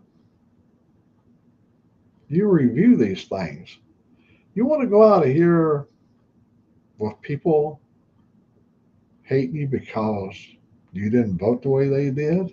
How damn stupid is that? You want to go out here because you didn't believe that my religion was as good as your religion, or I tell you every day my religion is better than your religion? That's goddamn stupid.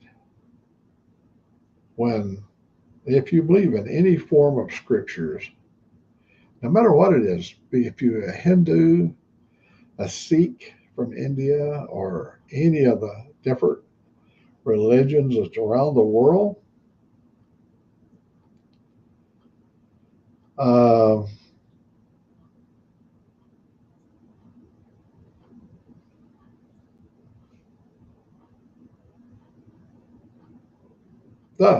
the retired writer, that looking for that common ground. What we're losing is the ability to find common ground.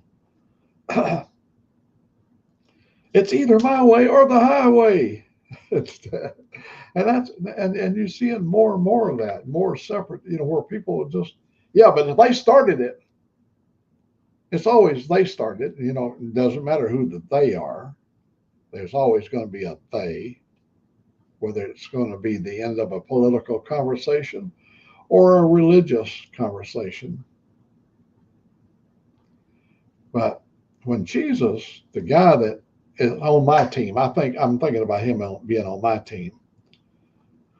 His father sent him down here for forgiveness, to bring us peace and bring us love. And he walked amongst all of the people. And the only way he could have survived during those periods of time, and he didn't survive long, 33 years, is he had to find common ground without chastising you for your belief.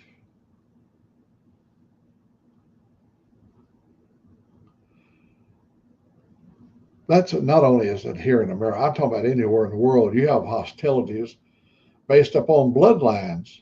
And you know that, John. There's people over there willing to fight you over bloodlines in other parts of the country, but they have strife that we can't even imagine.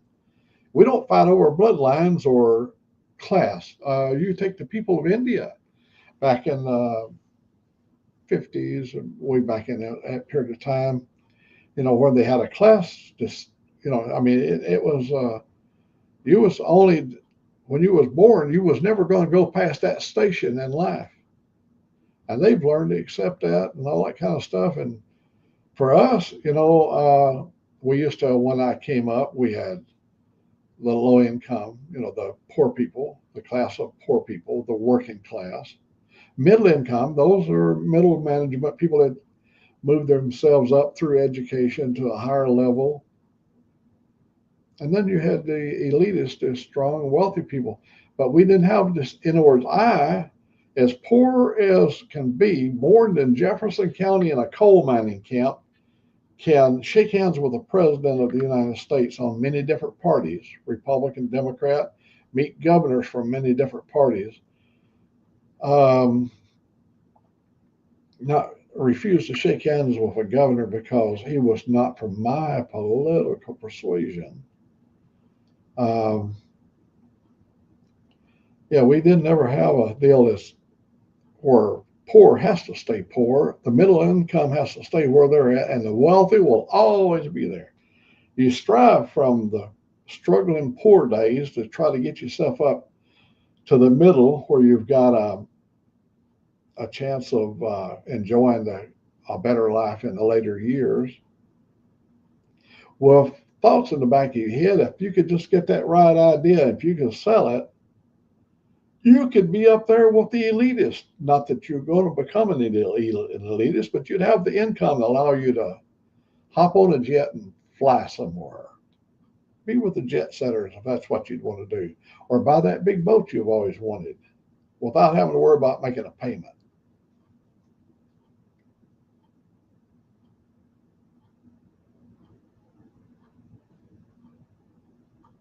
Oh yeah, we don't even understand.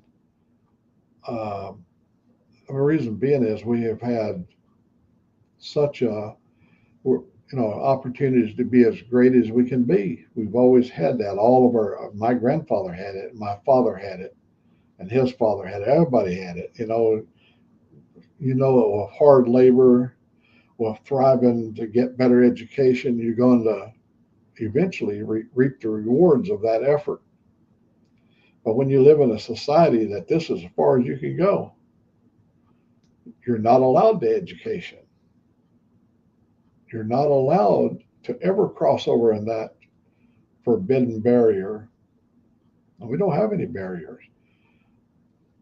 We're limited by our knowledge, are limited by our ability to find that common ground that's going to allow you to open doors and proceed on.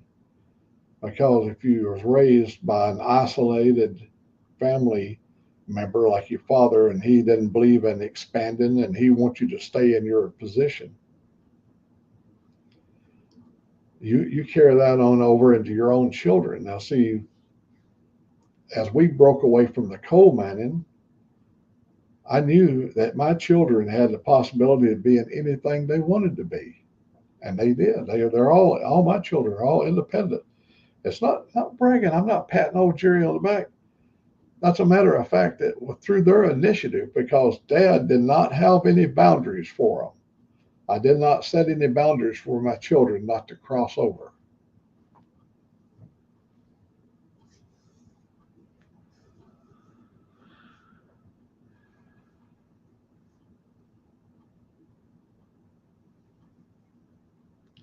I'd like to see people look at other countries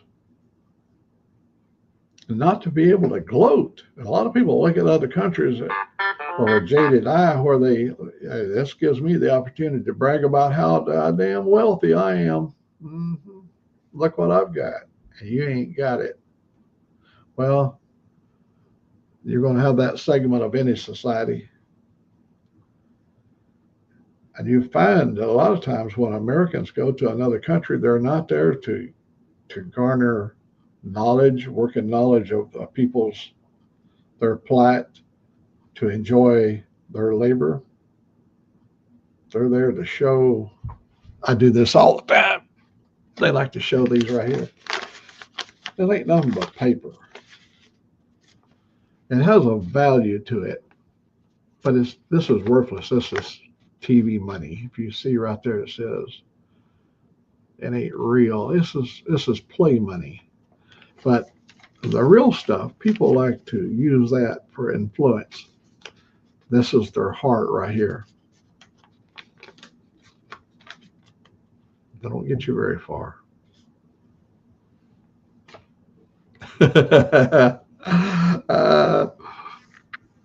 I'm with you.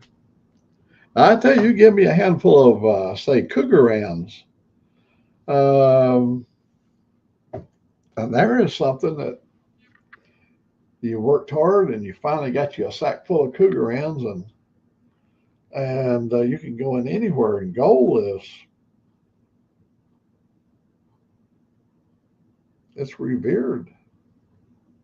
But I've never gathered up a collection of it. I never had that kind of fortitude to drive myself to the point of achieving that level of wealth. But the opportunity has always been there. It was my laziness, you might say. I just didn't have the drive that somebody else may have had. In gold we trust. Absolutely, man. Absolutely.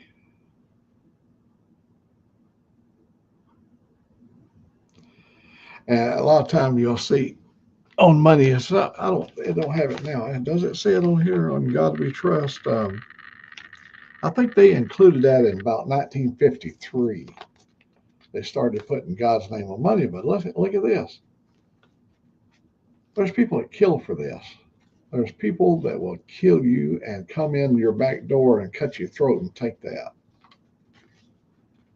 Break into your car and steal that. The quest for it is so strong, they're willing to kill another human being for it. I'm willing to work for mine. And I did.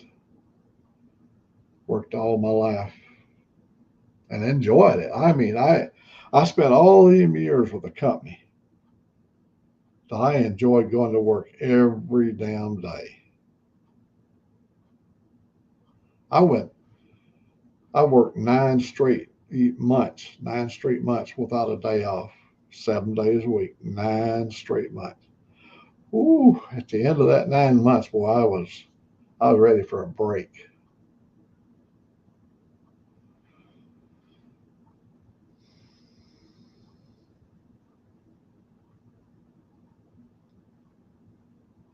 I think it was Star Wars. Was it Star Wars or Deep Space Nine or whatever? They had the Ferengis, they had a code of conduct. Everything you had to turn a profit at the end of the day. And what was they were always trading and bartering in molybdenum or something like that. There's some kind of a precious mineral out in the universe. And we have people in our society that are like the Ferengis.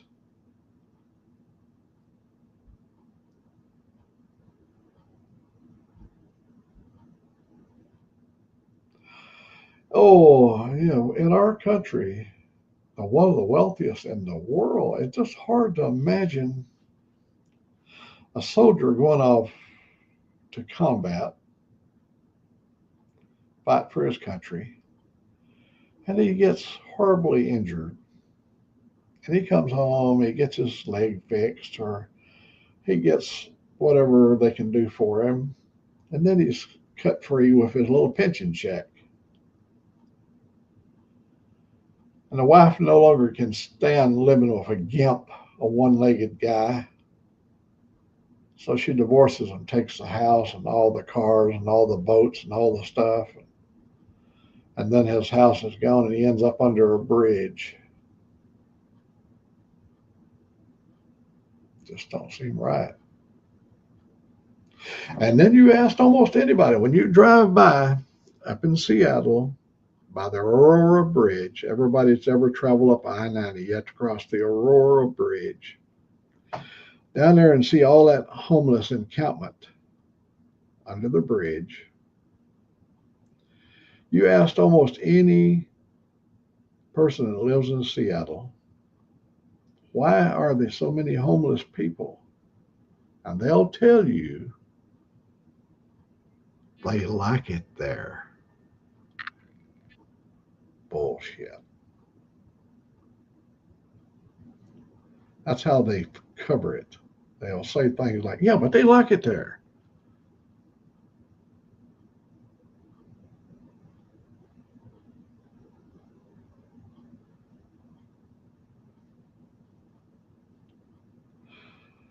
Uh, we can always justify everything. I went to the Veterans Hospital in Birmingham and we sat over there for 8 hours with a scheduled appointment. We had to park over there and then they put us on a van and hauled us over and lined us up with our appointment to see the medical people. 8 hours and they said, we can't get to you today. Well, can I get a reschedule my appointment? It'd be a 2 weeks or a month or whatever.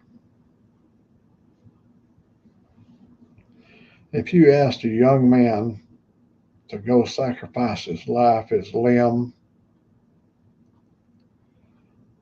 everything for the stars and bars,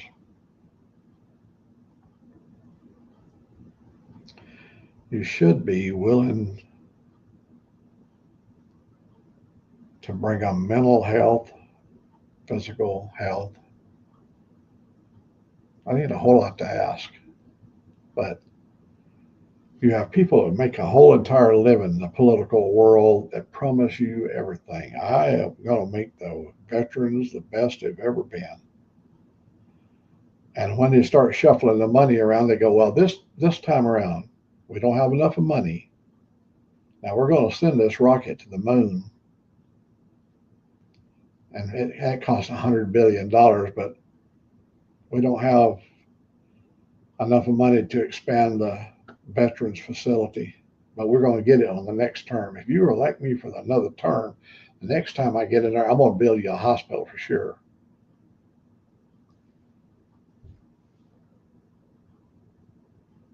Healthcare, mental health care. How many soldiers have took a gun and blown their damn brains out because they can't take the agony. They can't take the pain and the suffering no longer. The addiction to the narcotics they've had to take because they just go to the veterans and give you a sack full of oxycodone, or that doesn't cure anything. And mentally you still warped. You was warped from the actions that was expected of you as a soldier.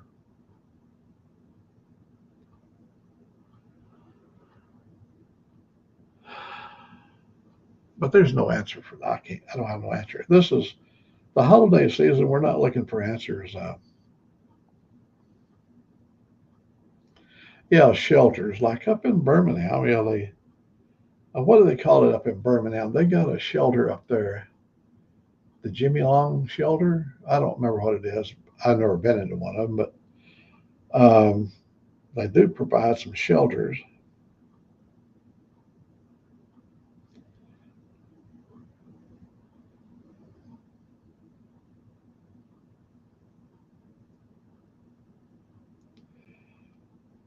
Got a lot of my relatives are scarred and wounded. My brother was killed in the army. My brother. My son suffered in Fallujah. He left his pound of flesh.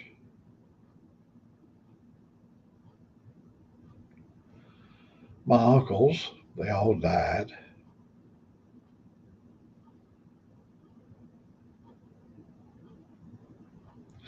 Yeah, I'd like to see the soldiers get better mental health to help them cope with the struggle of their injuries.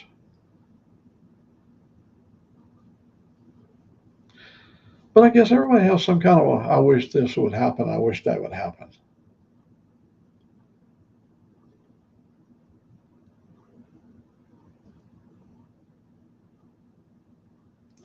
I tell you what, I was wishing yesterday. I wish it wasn't raining. Anybody have seen my little video over there? After about an hour of riding, no matter if it's only a misty rain, it soaks right into you. Her and I, we got home and it took me 5 minutes to get my clothes off. It was so, just heavy. I was just soaked up all that moisture. But what a great ride. Just being out, hearing the purring of the engine.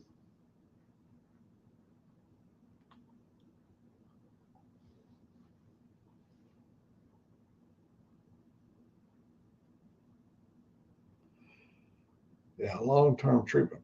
Some people need long-term treatment. Follow-up stuff too. Let them know that we love them.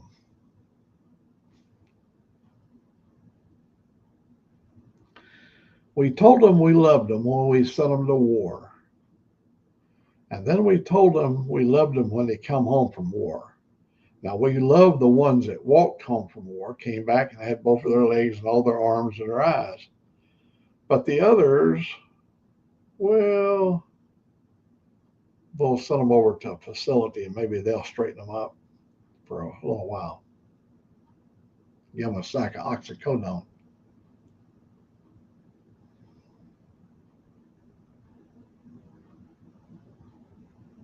I had a good friend, Alan. Alan was in the military. And Alan was an American veteran. And every month, Alan, my friend, went and got his sack of Oxycontin over at the Veterans Hospital. In fact, they got finally where they'd send him a jug of it out, and he'd pour 5 of them in his hand and wash it down with a beer.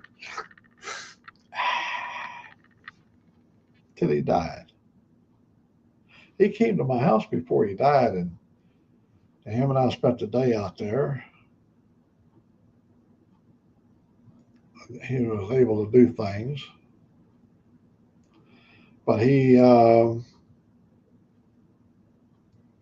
was so addicted to the drugs that he couldn't get no satisfaction.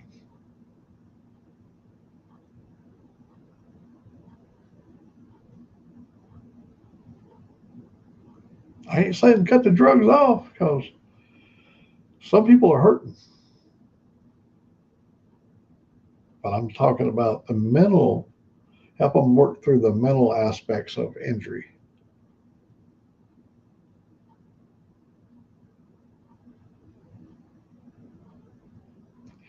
Has anybody got any kind of premiere today? This is Tuesday. Who's on Tuesday? Oh, 8:30. I know 8:30 Motorbomb, he'll have his coffee. I'll go up and have a cup of coffee at Motorbomb at 8:30. That's quite a ways yet.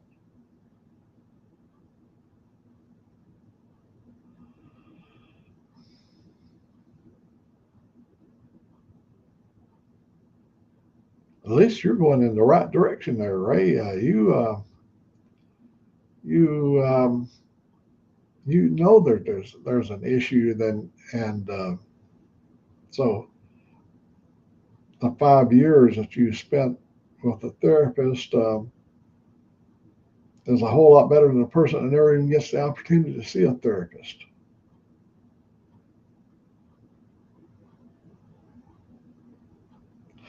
We used to have at our company these psychological people that would come in, because working under the stress of military contracts and the stress it builds up where you've got to meet, the Congress approves the money and you got to strike while the iron is hot, while Congress releases the money for you to do a military project.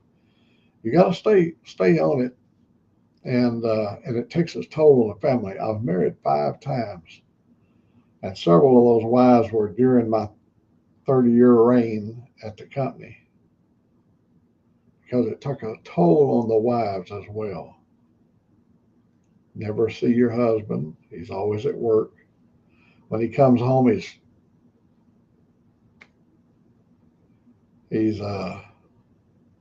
thinking about tomorrow's adventure, what they're going to be doing tomorrow.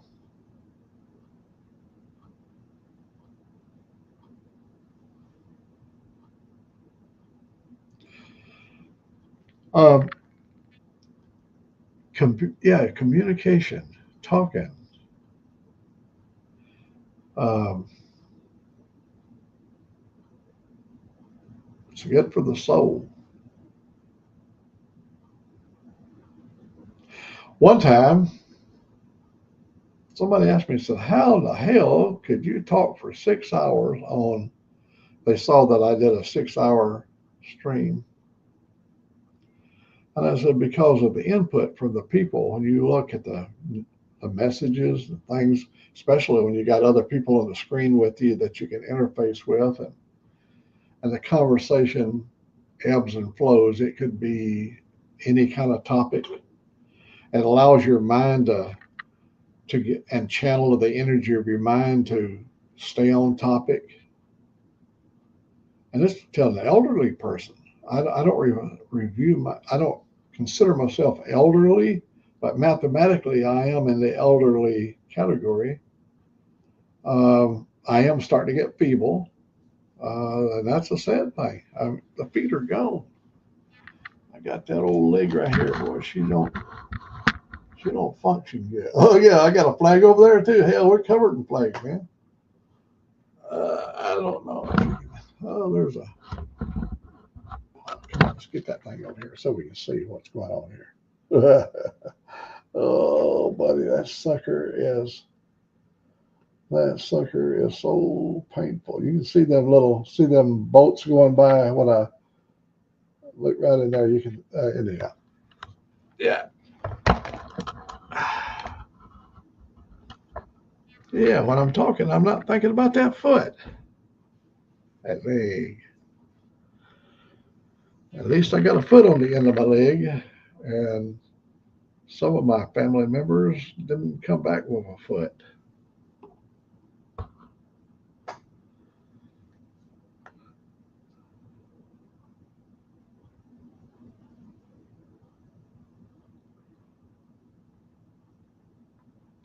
Well, I came by where my brother is buried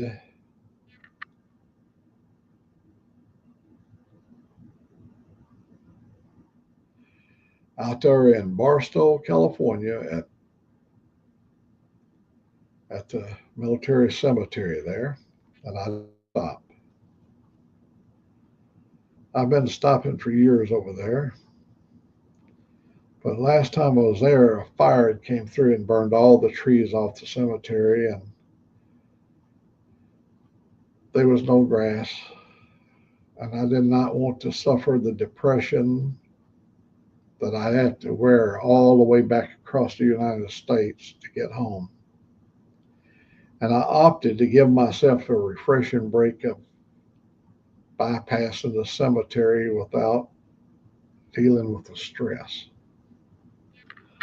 It's self-induced stress, I know, to get yourself wrapped up over something you have no control over whatsoever. I spent years trying to get a plaque on his grave. I wanted a marker. He hasn't had a marker in 67 years. I see he was killed May the 8th, 1956, and he's been laying in an unmarked grave at Mountain View Cemetery. That'll never change. I got a hold of an Alabama senator, the one that Donald Trump fired, named Jeff Sessions. He was the senator before he was attorney general, he was a senator over the Veterans Affairs. I contacted him, got a hold of his office, and he told me that I would have to get a hold of Barbara Boxer from California, a Democrat, because he enlisted in the Army in California. I said that he enlisted as an American soldier. California's Army is the same as Alabama's Army. No, no, you have to go through there. We don't do that. I said, you're the head senator. You're the number one smuck, you're the guy that calls the shots when it comes to the veterans. I have nothing to do with it. You just get a hold of Barbara Boxer. So I had a newspaper to write a big article in California. Barbara Boxer contacted me. And in her letter, she made it very clear that only Jeff Sessions, the senator from Alabama, the head of the Senate Appropriation Committee, that could resolve this by just simply signing a piece of paper to put a plaque on his grave. It didn't happen.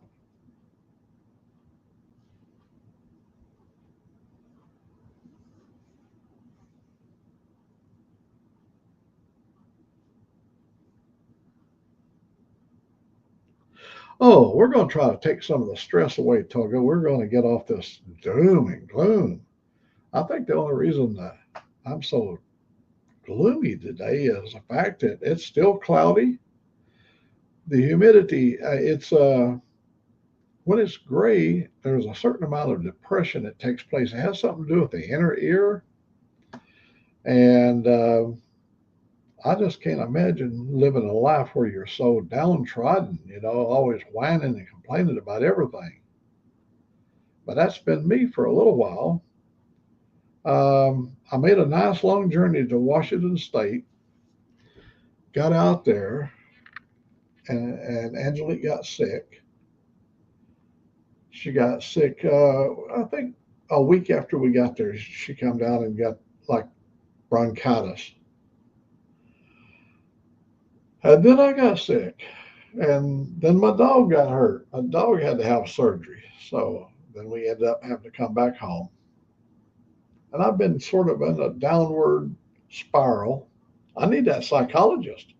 I wish we had a resident psychologist on here, and then I could lay on his couch. I could lay on the couch over there, put my Santa Claus hat on and lay on the couch and help him get my mind back on track.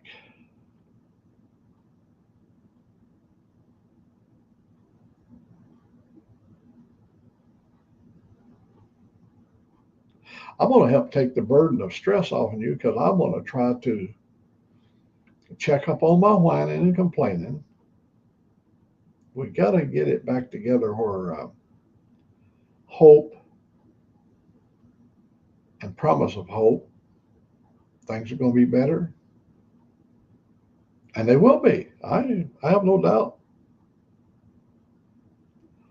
I'm looking forward. I told Angelique yesterday, we was up at the lake, I said, we're going to have a good Christmas.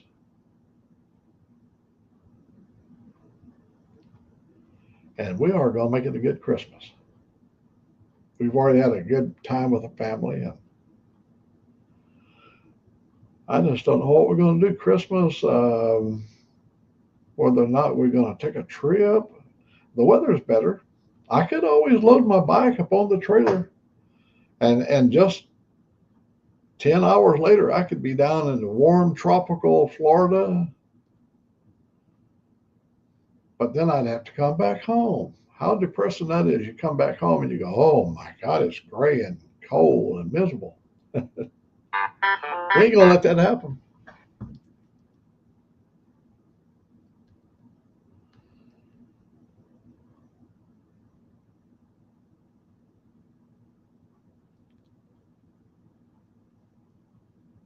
Oh, Flip Elliott, he's looks like he's live. I see a live Flip Elliott. I try to keep abreast of who Flip was out there. It looked like in his pickup truck, cruising down the country back road.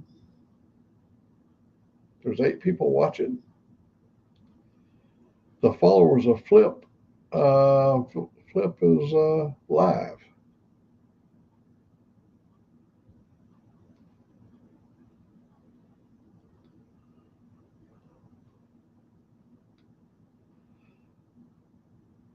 Just can't get enough information. You got it here on the computer. You got it in your hand.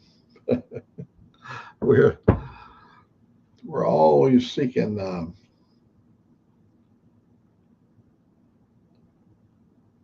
entertainment. I'm thinking. I had thought about going to Philadelphia, Mississippi.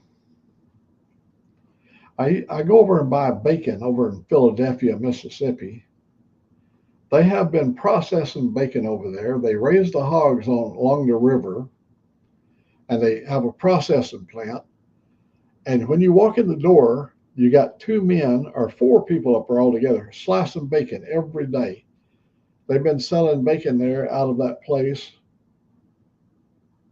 since 1907. That's when they opened their doors, 1907. That's 2 years before my daddy was born. And they've been selling bacon. I went over and bought bacon this year, and I brought bacon home to my cousins up in Adamsville. Oh, they had tears in their eyes. They hadn't had any of that good Mississippi bacon. Her husband was born, my cousin's husband was born over near Philadelphia. And he was raised on that kind of bacon.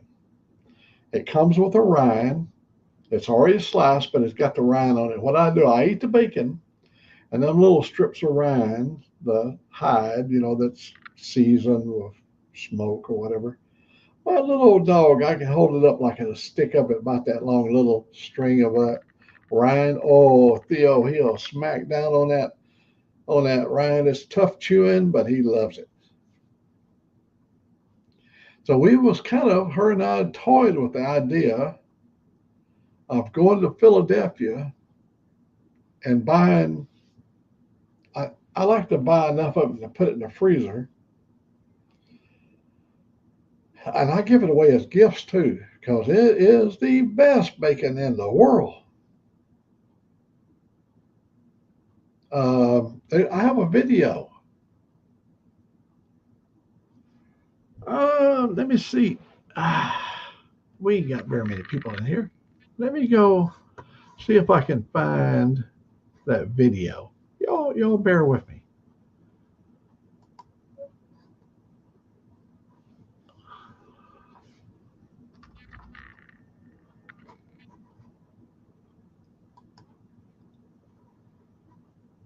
Y'all hang in there now. We ain't going away. We're going to take you to Philadelphia, Mississippi, where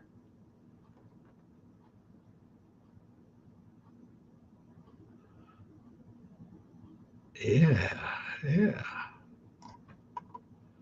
yeah, we're going to take you to Philadelphia so you can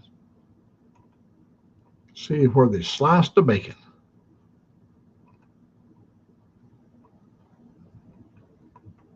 Hey, I didn't realize it was that far back.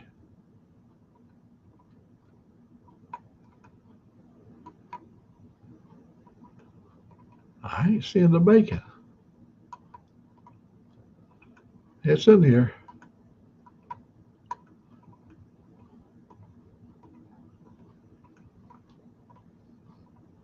Hey, where's my bacon rind? Okay, oh, that's all right. I'll have to go back. I'll have to dig it up someday and show you guys the going to Philadelphia, Mississippi to buy bacon.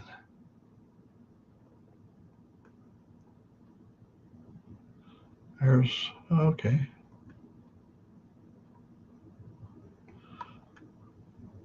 If you happen to be, I was going to show you the name of the place there because ain't no chance Toga's going to be buying no bacon over there.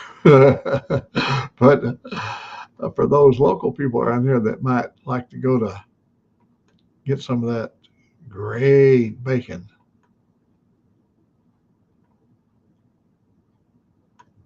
I just ain't finding it here. I thought it'd be just, well, no. I may have it on another site. And then again, maybe nobody wants to see the bacon.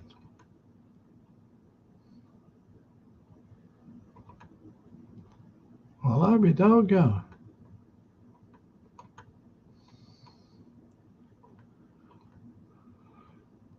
It's a good ride. If you take your motorcycle, go down about to where Utah, I think right around the area where you get the Utah exit somewhere, you can and go out from there over to Philadelphia instead of going all the way into Meridian and then going up through that way. You can go the back roads, and it's a really good ride across there.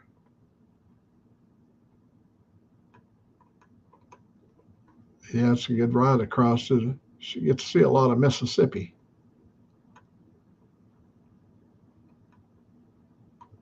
Well, yeah, I bet you I have. I bet you I have the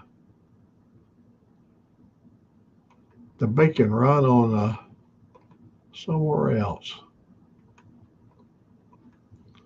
Well, I guess it wasn't meant to be.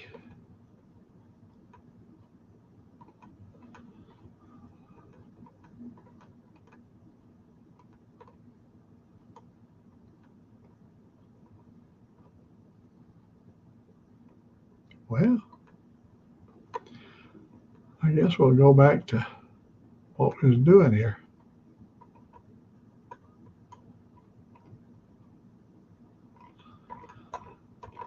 I got 600 and something videos here, and I must be missing it. I might have called it something else.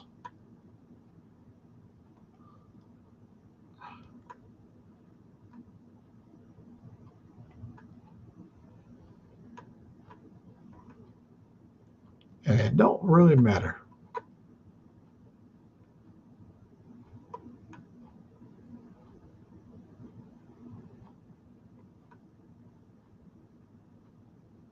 Nope, I don't find it.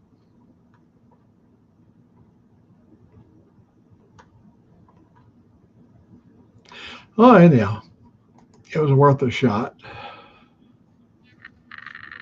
Well, I only lost a couple of people in that search. uh,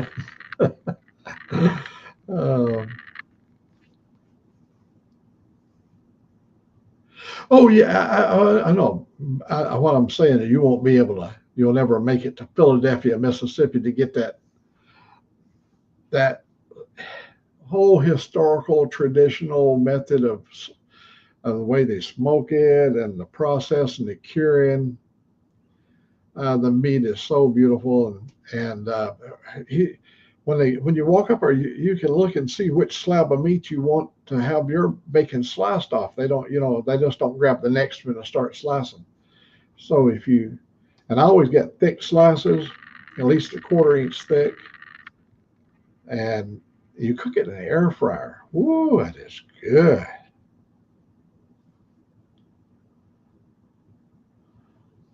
Sorry, I didn't find it, but it's over there. I think I put it over there on D drive, some of that stuff. And then again, yeah, maybe it's on D drive.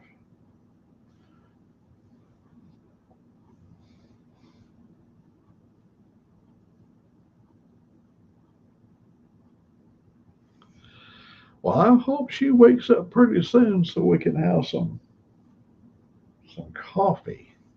Oh, I could call her on the phone. Yeah, I'll do it. Watch this. I'll wake her up. It's all right, going on 7:30. She goes to bed real early every night. She's one of them humans that needs a lot of sleep. I don't need any.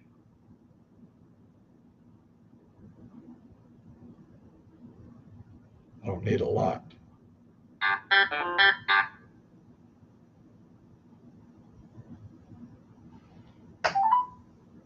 Hey, it's Angelique. Sorry I missed your call. I'll call you back when I can. Thanks. Bye. All righty. At the tone, please record your It was worth a shot, but ain't no way she's going to answer that phone this early in the morning. That convinces me I'm going to have to get myself a coffee pot, a 1 cup. Maybe I would change my disposition.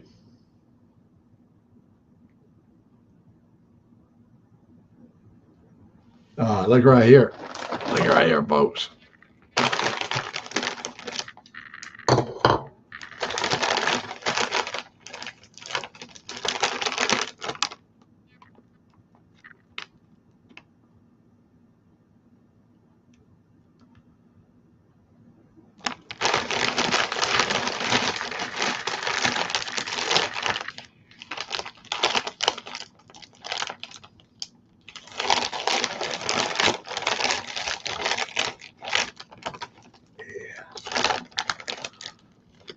Hot and spicy pork rinds.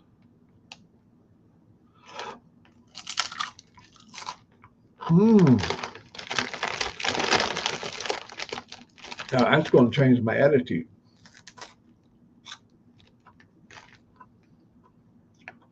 See, I got my bacon right here.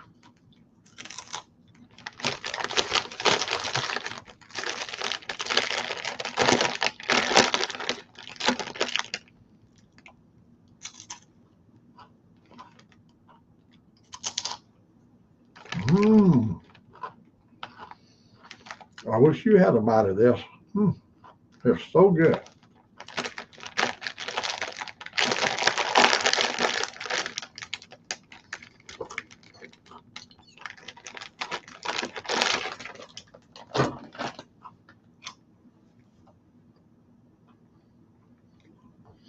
That's a good way to start your day right here.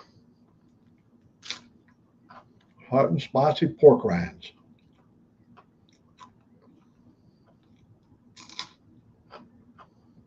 This will keep you young.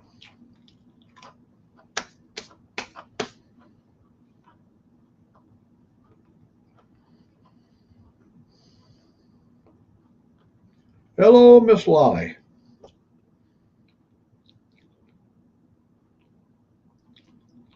There was a song when I came up. I was a young man. I don't remember the words. It went lolly lolly lolly lolly lollipop, da doom doom doom doom, lollipop lollipop, oh lollipop. I'm sure you've heard that a lot of times, Lottie.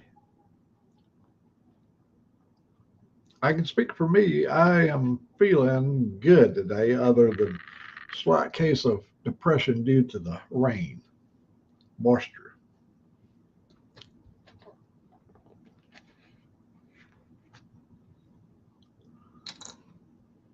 I used to have a lady friend at Moen. Her name was Judy. Only every time she'd walk by, I'd go, Judy in the sky with diamond.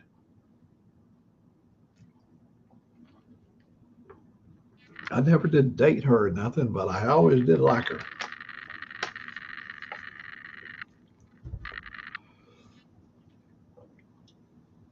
She was a likable person. She was our parts runner. In other words, when we were doing something, we needed parts brought from the assembly area so we could review them. She'd run and get us a part.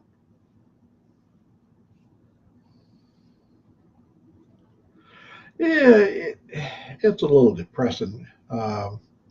We went to Washington State and we stayed in rain every day we was there. I mean, it rained. It was 42 degrees for high temperature, and then we both got sick, and it was such a depressing period of time there in Seattle with the weather. When we came back, we crossed the Colorado River at Needles, California. It was 71 degrees. I went, oh, thank goodness.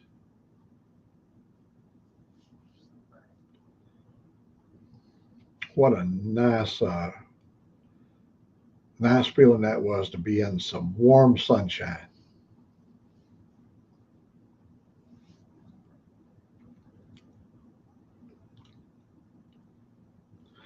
Well, let me see what we can do here on this bag right here.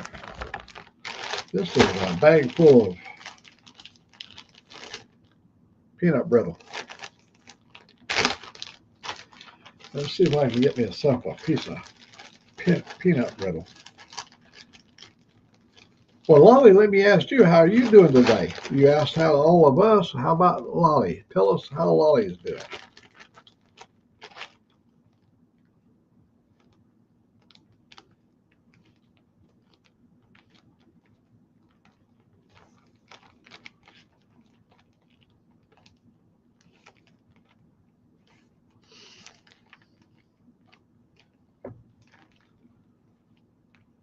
All right.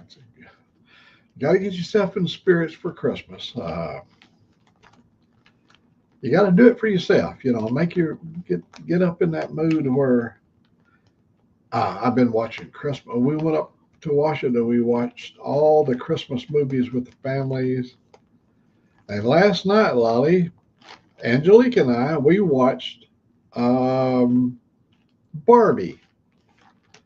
It's no, it's it's a cute little story where Barbie comes to life. She had to deal with human problems. It was really, it was an interesting movie.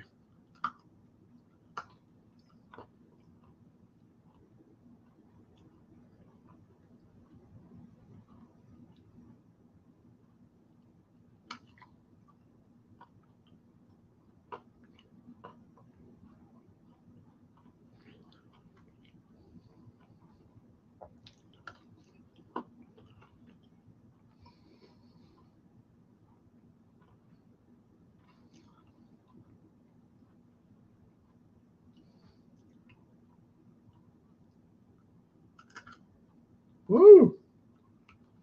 It was hot and spicy. Peanut brittle's got cinnamon in it. Oh, buddy, that's hot.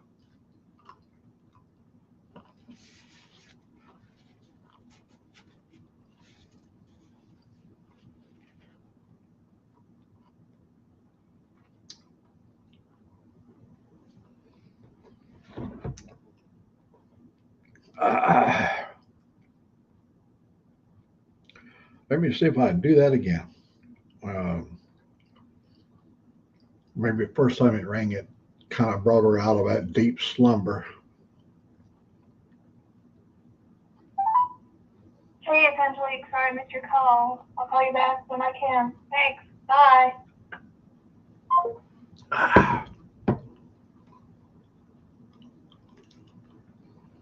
Are you handcrafting gifts, or are you packaging gifts that you've already purchased, or making gifts? We used to have family members, boy, um, they would make crochet stuff. One time, when my little girl Cindy was born, I had an airline flight attendant lady that was really good in crocheting, and she made her a blanket for her little bassinet thing, you know. Oh, she had that for years until she wore it out. She loved that blanket, handcrafted blanket, crocheted.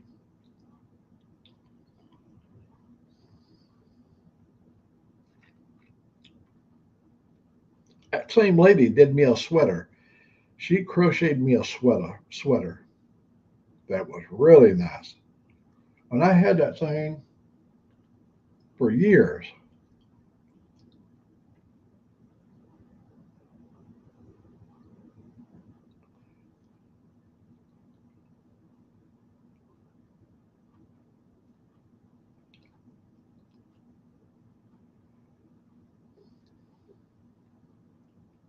Handcrafted. Oh, that's wonderful. Um, my wife, she was a person. I'm looking around to see if I have anything that she handcrafted. She made so many things. She was a painter. She could paint really good.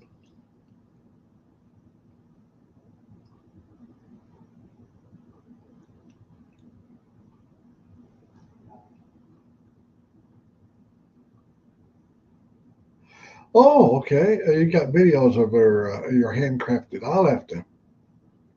Lolly, I'll have to go over and check that out.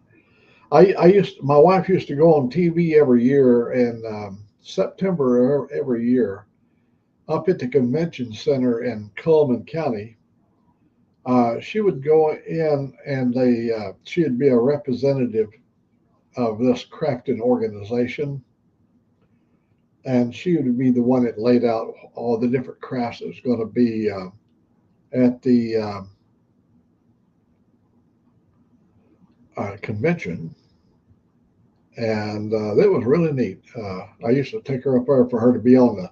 She had to be up at the studio at the TV station at like 5 in the morning because it was like Good Morning Alabama.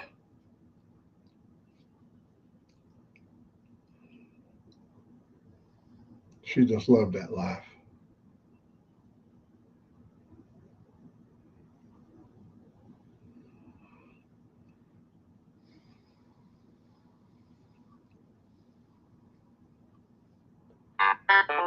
Yeah, there were some good years there. We were together 33 years, and we got to do a lot of stuff.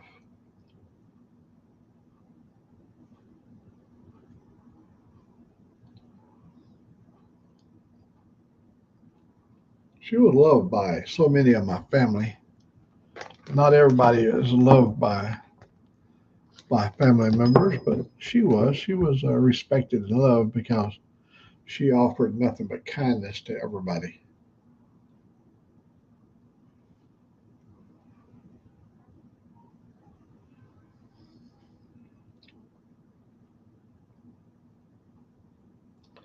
The way it was laid out, the way it was going to work there, that she was to outlive me and she was going to bury me,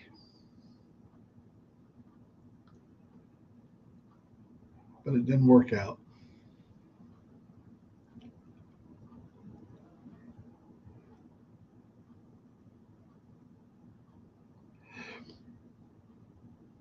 Frog, it's so cool. I really like that.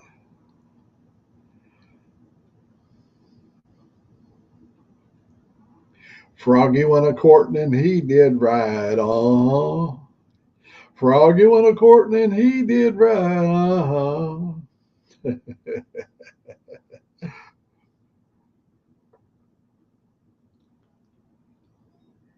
Froggy and Miss Lottie. I could write a Dr. Seuss book about Froggy and Miss Lolly.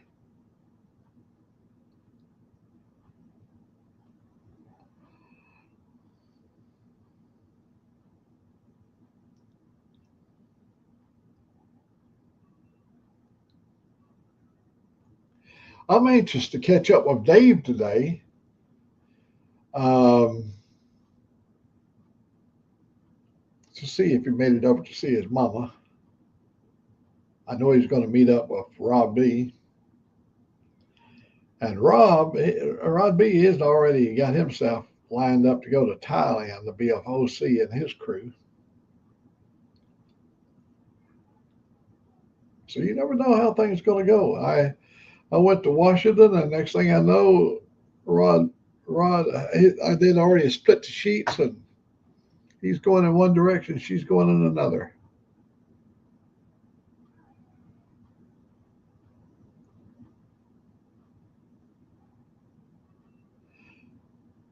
Let me see if I can. I ain't gonna play music. Oh, I always stay in trouble on that music. I was gonna bring it up and play it, but I always get in trouble.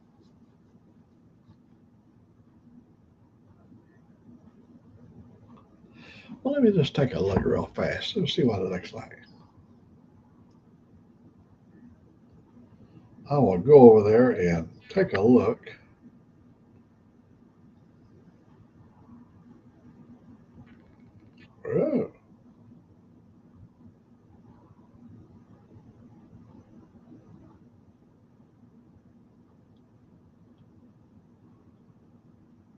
Oh. All right, let's go back here. Oh, yeah, I see. There we go. We're getting there. And here we are live. Oh, yeah, I see. Oh, let me try that. There we go. We're getting there. All right, now let me check out that link. Here we go, right here. In a moment, we're going to play a song, and it's going to be your challenge to. We'll see what it. As an instrumental jazz piece. I know we don't have a ton of time because I know you got a gig tonight. So yeah, we got to go and actually play like a jazz gig. Does anyone know what the song? What is the song? What is it? I don't know.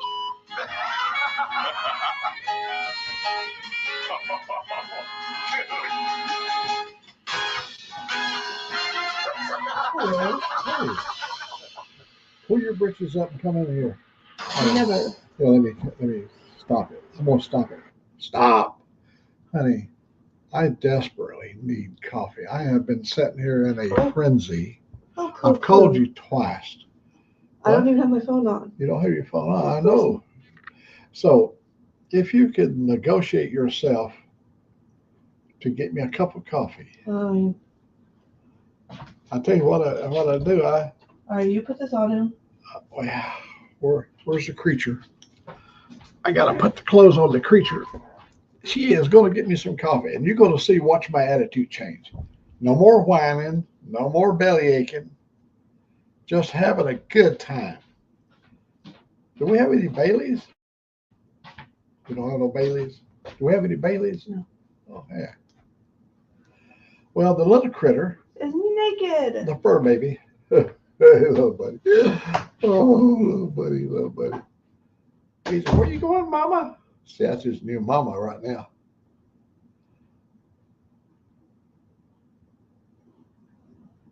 Ain't that some? Don't even know, but he's well, I will check it out. At least I got it there on the phone, and we will check it out.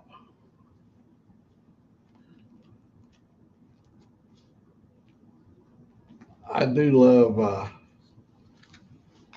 Remember, I think if I'm not mistaken, Nirvana, wasn't they from my? Yes, I think I started saying they started in Seattle. I don't remember, but we will check it out. I like a little variety of all kinds of music. You know, buddy, you've got to put your little feet in here. Come on. Oh, yeah, I see. You're not. Yeah, there you go. What is wrong with your little strap, little buddy? I gotta fix the little buddy's belly strap up here. Easy does it. I know you don't like me joshing around. Now we got you strapped in. Uh, if you could get that cup of coffee going, honey, Oh, you finish up? I would appreciate it if you do me a solid and get that coffee, because these people have been watching me on the borderline of insanity for the last hour. Oh. And they were starting to pray for me and everything because they thought any minute I was going to go postal. I was on the verge of cracking up. Maybe I did. I don't realize it yet. Now we got the little buddy. Got his little.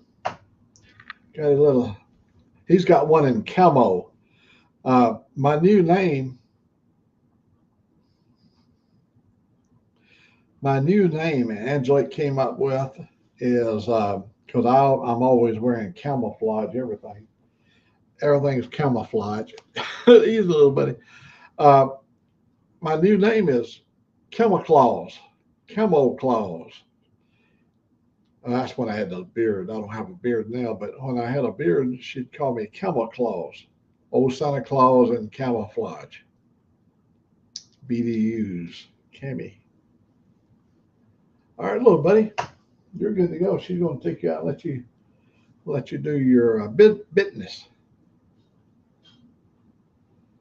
I do too. I don't have.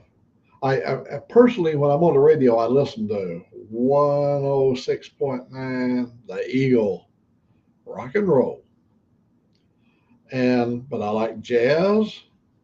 And when I came up, we had the big band era in the 1940s, and I used to like the big band, Tommy and Jimmy Dorsey and Bon Monroe, and there was just so many. It was so beautiful compared to the songs that we had that we was raised with. It was always country music, country western. Body shot his dog and killed his wife and went to prison and wrecked his pickup truck and drank beer to daylight.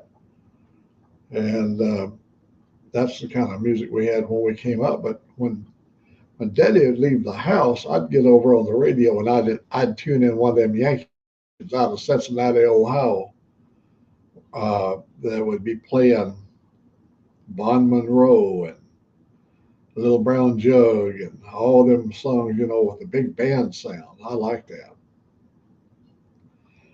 And the boogie woogie sound. But then in 1953, they introduced us to rock and roll. Chuck Berry and B.B. King, Elvis Presley, and all those people began. Then in the 60s came the Bloody British. By Jove, the long hair people. They come in here just singing all kinds of stuff we never heard before. And fell in love with it.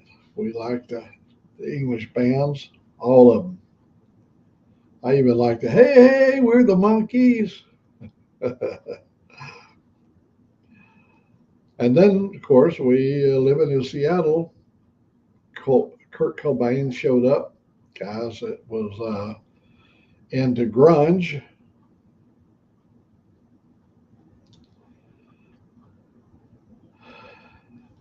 Bloody British.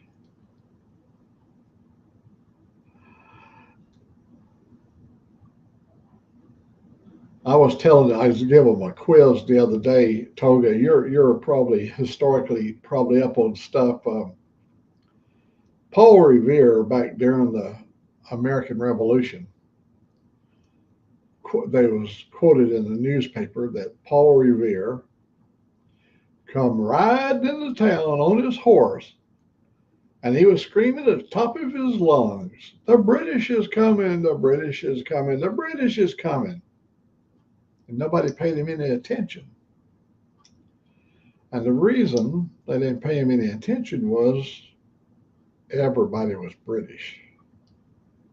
There was no Americans at that time. Only a concept of Americana was beginning to start to develop. But all those people came from British held territories. So if they'd have said the redcoats are coming, that might be something different. But even then, everybody, that wouldn't alarm you either, because the redcoats were everywhere. They was the power. So we was taught in school that he said, "The British is coming, the British is coming." But in reality, he would not have said anything that stupid, because everybody was British.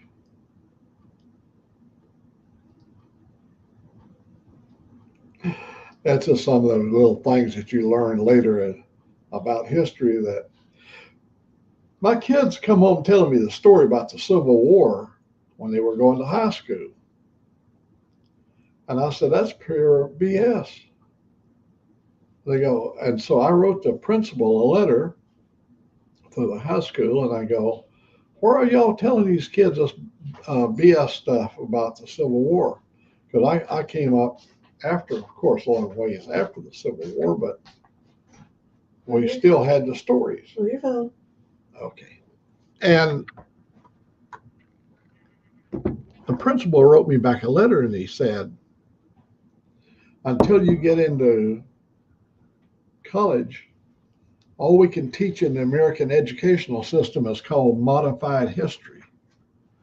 So they take some partial truths, fold it into a story that makes each individual in that classroom feel like they're special. They don't have to be factual. You gotta make them feel good.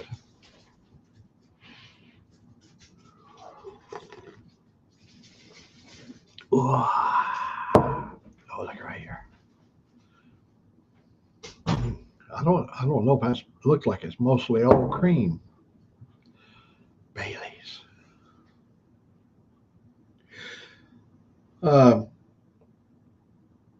So he said, "Yep, we can only teach modified history." And but I find it is quite a departure from the actual reality of history itself once you start to amend history. And it happens all the time. Some people think it only happened in the last few years. That's bullshit. Ever since my kids were little, modified history.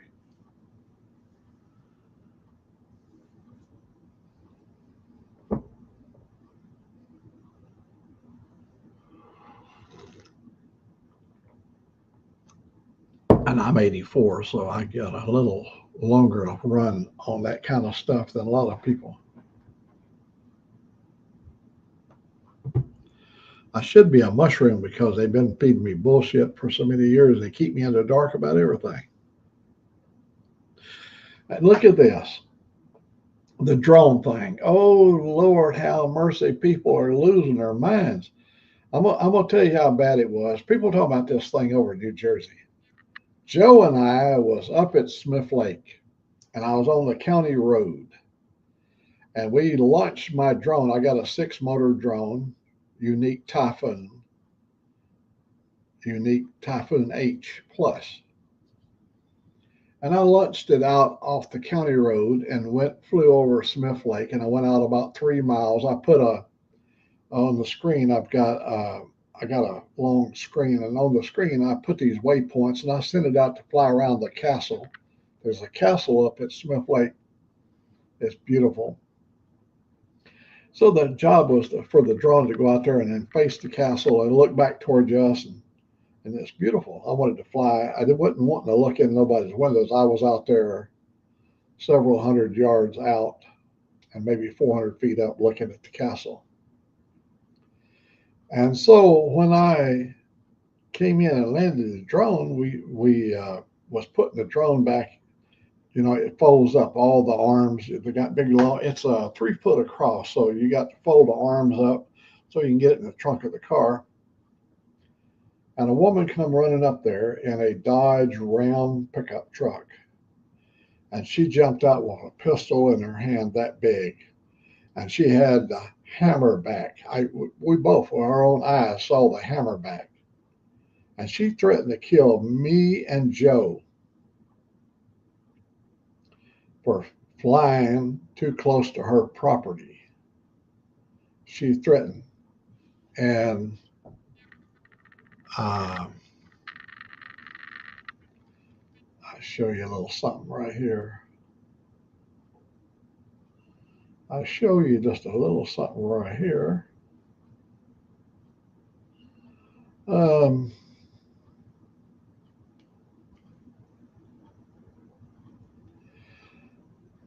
See, old Mac has an FCC license for flying drones. Old Mac is a licensed pilot, licensed by the federal government. That was 10 years ago. My license expired now, but I don't intend to ever fly again. But she basically let me know she'd blow my brains out right there on the county road for flying my drone.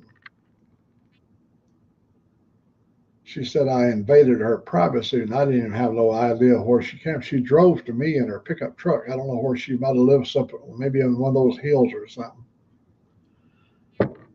People are losing their minds.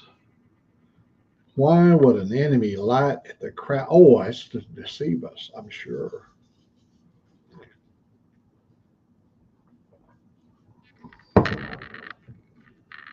Oh, have a great day, Lolly. And I just can never imagine in my mind taking one of my guns and threatening to kill somebody because they got a drone. I mean, if I was sitting here and the drone hovered around behind my back window and a little one-eyed thing, I had a huge, my camera was that big on my drone. Big. I had a huge, it shot in high definition, and you could shoot in all kinds of modes with it. If I hovered and looking in somebody's window, I would have blown the thing out myself, but I was up on the county road.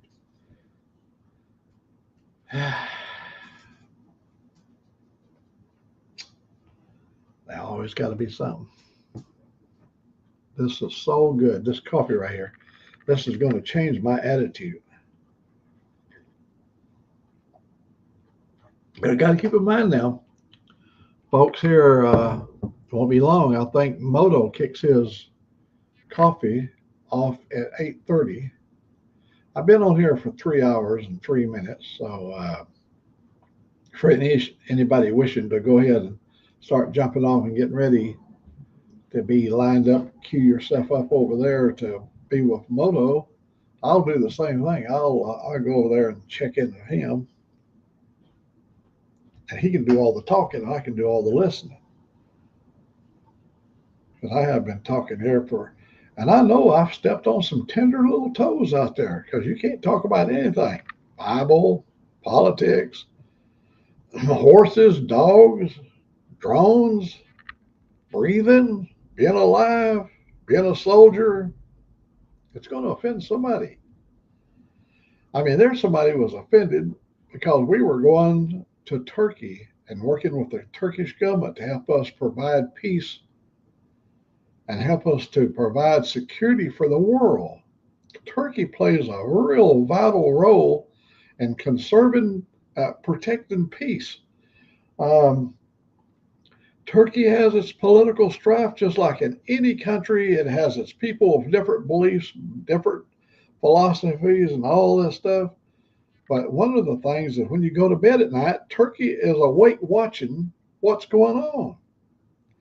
Turkey and all those European countries that puts everything on the line for me in Alabama to be able to sleep at night knowing that there's an enemy not too far up to the north of there that had already said he was going to kill all of us and burn us like damn crispy critters. That was during the Cold War. They've changed their mind now. They're civilized. But the same thought in their head. I've got 7,000 nuclear weapons, ICBMs, and any day I can take out Cleveland, Ohio. I can take out Houston, Texas. I can knock out Seattle, Los Angeles, Denver, Colorado, all that in a matter of minutes. And people like the folks of Turkey and all up through the NATO alliance countries, all the way now up to Norway, helps us to be able to sleep better at night, knowing that anything whatsoever, any form of aggression towards the West, they're going to be the first to let us know. Next time you meet somebody from Turkey, Spain, Italy, all up through Eastern Europe, anybody you meet from over there, say thank you for your service. Because each of those civilians, whether they back the administration that they live under or not, they're providing a service for the free world. And likewise, I'd like to think that Turkey will always be, our country will always regard Turkey as being an ally.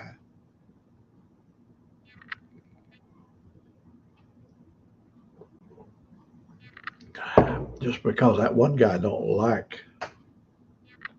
In fact, yesterday, that one guy we're talking about, we ain't going to name his name, he threatened Turkey.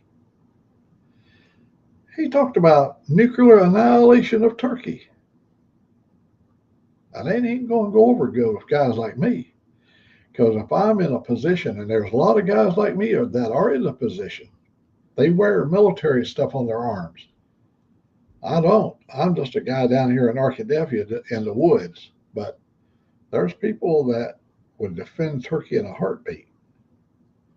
Americans. Freedom-loving people. Not political pundits, but freedom-loving people. Being a free-loving American, I've served under every administration since Truman. I never got to meet Truman. And I never got to meet Roosevelt. But I did meet Dwight D. Eisenhower. Yeah, I've served under this flag under many administrations. And when you take an oath, you take an oath to the Constitution. And it doesn't have nothing to do with a political party. It's that flag right there. All the American blood has been spilt. All since it was created, when Betsy Ross put together the first flag. It's always, the youth of America has always been called upon to make the color red more bright with their blood.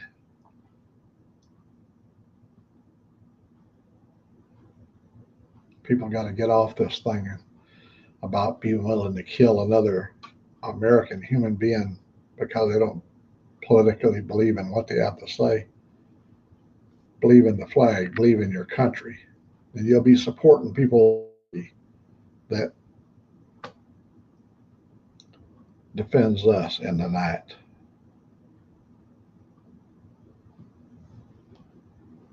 Oh, sure, it's beneficial for all people to seek out an avenue of peace.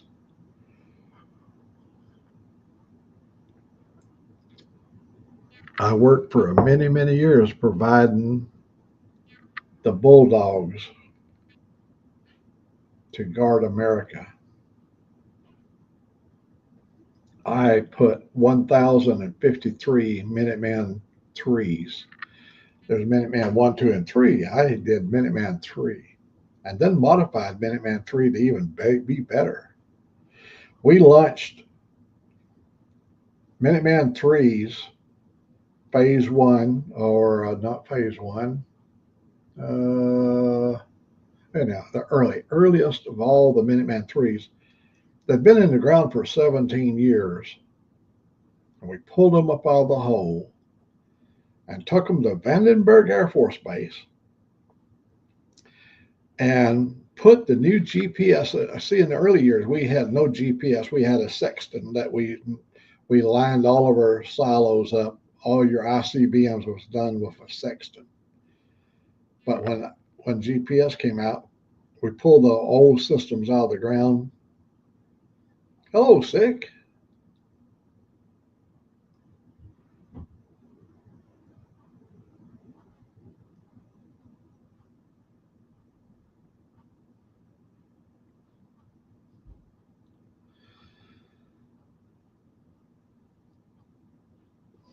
Russia's no friend of mine. I have friends that are Russian, and I have family members that are Russian, but its country itself and the current administration is not a friend of mine.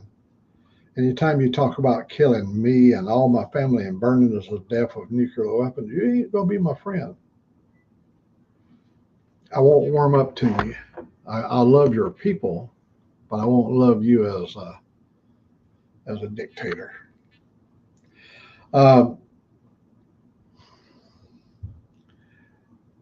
We put that missile over at Vandenberg and we fired it. No, Russia won't fall. No. But in Syria, Russia is going to go down. They've had an operation there in Syria. They work with us to help defeat ISIS. And then things begin to get a little bit out of hand. We worked hand in hand with the Russian people to defeat ISIS. So we put the bird downrange. We put the new GPS thing and we sent it downrange.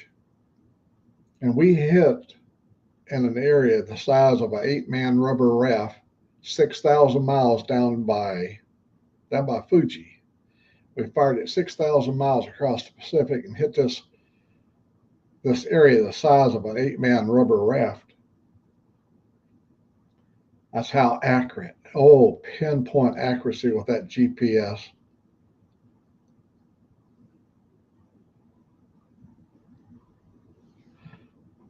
Oh, yes, you got to see the regime fail. Syria fell. A dictator, the guy that has imprisoned and killed so many thousands of his fellow country people, he's been killed now. He's gone. But the country is coming apart.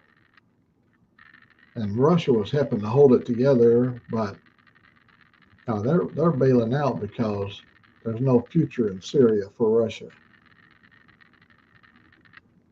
They said yesterday they was going to kill everybody in Turkey. Since they don't have Syria, they wanted to start threatening people. Can you imagine an administrator of a government talking about killing Toga and all of his relatives?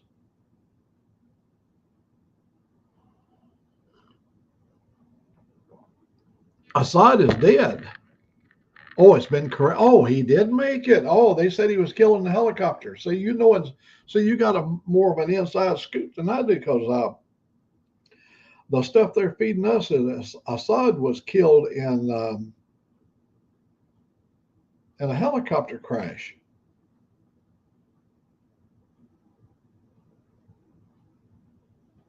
Oh.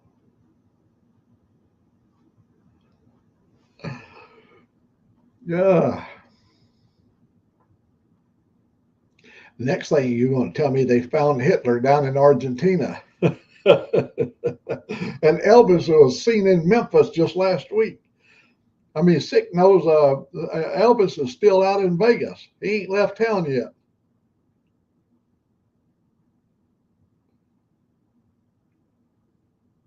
How you doing, Sick?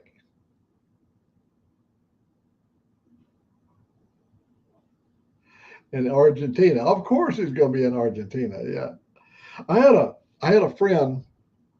He's gone now. His name was Fred Pettit, and he was an Army major. He flew B-17s during the war. He flew many different aircraft, but one he did all of his missions was a B-17. Well, when he was training down in Texas, They took off on a flight, and the crew asked him after they left out at Langley. No, not Langley. And I'm sorry, that's in Virginia. I left out of Travis. No, it wasn't Travis. We left out of a Texas base anyhow, and they're flying. They know they're going south, and so one of the guys in those days, you didn't ask questions. If the captain of the aircraft would want you to know where you're going, he would make the announcement. But they asked. They said, amongst themselves, I wonder where we're going. And they flew and they flew and they flew, and they landed in Argentina in a B-17.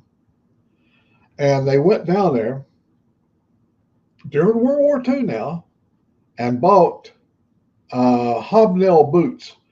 They were manufacturing for the German army in Argentina hobnail boots. That's them when you hear the Nazis coming. The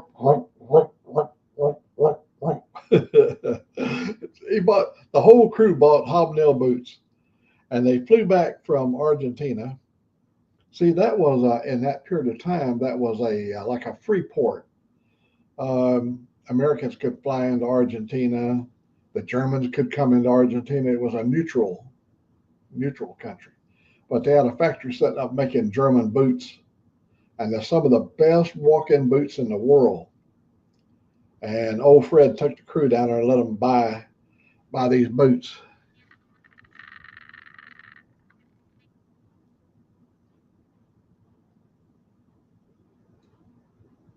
Oh, see, we're getting a whole different story here.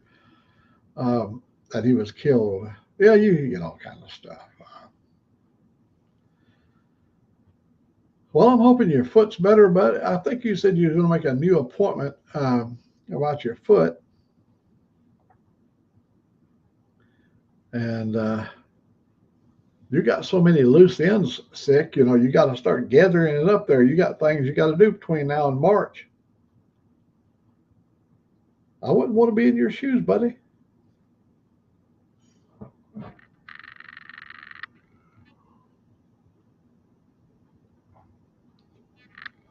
So at 8:30, coffee time with Moto, and it's a little after 8 now. Thursday's new appointment. Okay, buddy. I just hope you get everything squared away. You're just too good of a guy to let something like that get you down.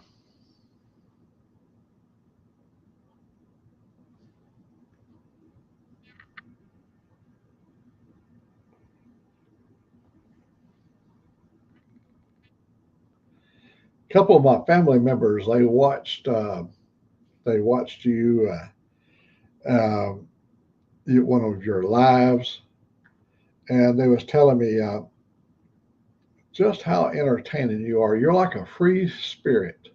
You're not confined by rules and regulations and limits, and you're kind of like the early hippie movement back in the days when they were starting to express talks about freedom, talking about peace, and the Flower Childs and people that loved the music and all that kind of stuff. And I remember that period of time, how wonderful it was. And yet there was so much hatred towards the free spirit. We demand that you fall in line and follow everybody else like lemons off the edge of the cliff. Come on, line up here. Get yourself in line. We're going to go over the edge here. But you're the guy that never went over the edge. It's got to be admired by so many uptight people, people that have lived an organized life, organized chaos, and you can just let it all unravel. Get your music going, start a revolution. Wouldn't that be something? We had a revolution to bring world peace. We said, hell no, we won't go. Hell no, we won't go. And then, of course, there'd be a whole segment of our society would see us as being cowards and all, you know, the people wants us to keep us in the line. Got to keep them lemons. The lemons got to just keep going over the edge. Life is beautiful as long as you can stand here and observe the lemons going over the edge. Everything is good. You know you got everything going right. But there's a few of us deviate from the norm.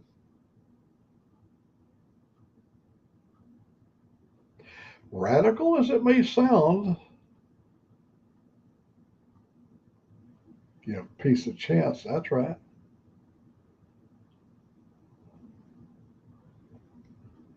Oh, I just remember I went to the Golden Gate Park at Haight-Ashbury in 1968.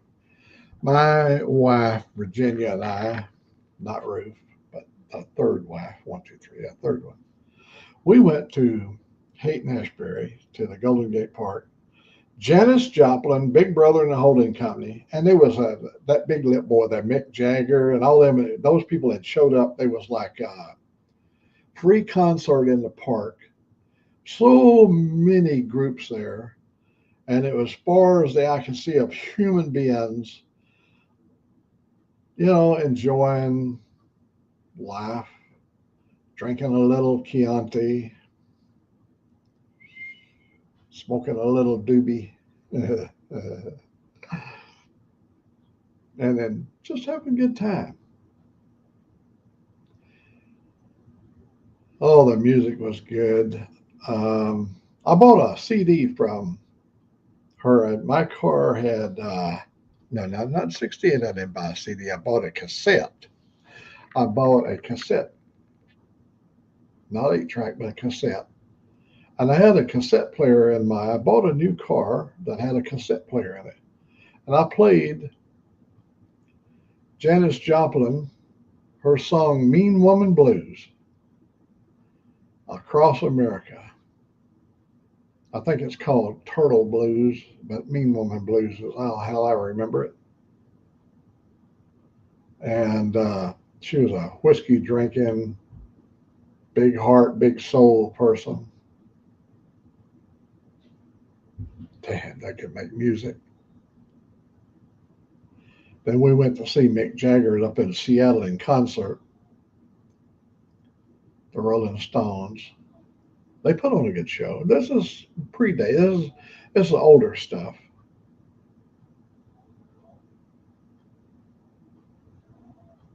We went to some good concerts. And what was so contrary about that, you got to keep in mind, listen to this. Sick while we were wallowing in peace, I was building missiles that could destroy the world. My company was. And I was putting them in the ground. You give peace a chance or it will blow you up. It's odd to be a hawk and a dove in the same body, but it can happen. And the hawks basically would do anything to exterminate the doves. And usually the doves are smart enough to stay out of the way.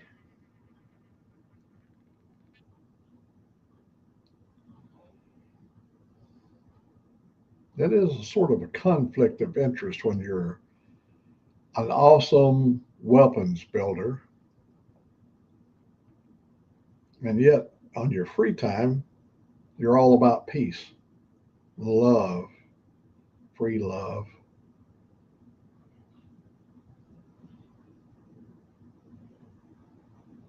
Hey, we're going coming over, Moto.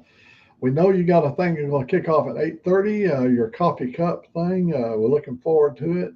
I've been telling everybody if they want to go over and get yourselves ready for a cup of coffee of Moto, well, we'll shut this little operation down here pretty soon and come over and join you. Oh, I have talked. You see, you have you'll have 1,000 people lined up wanting to get up on the stage with you, you know.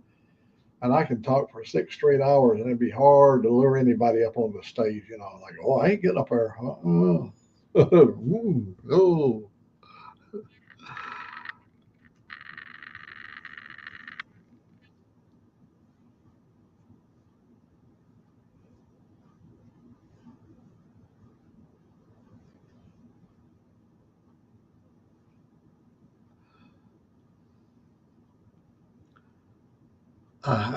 We were listening the other day, you know,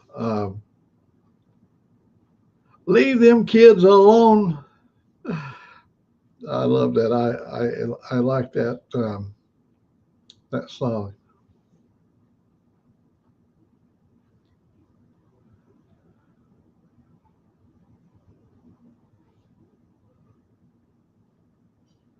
Well, we're gonna come over and just we're gonna come over and stink up your room. Bring my rowdy crowd all up in there, you know. Peace lovers, you know. Oh, peace nicks. With Pink Floyd, that's correct. And you know your music, Moto, and you like to play it. What is she bringing in here now? What is that? The toad in the hole. Toad? Is that a toad? No. Yeah. That's a. All right. So the little lady. Oh, you can't see it because there's a toad in the hole. Toad in the hole. See, under that sausage patty is an egg, and on top of that sausage patty is cheese.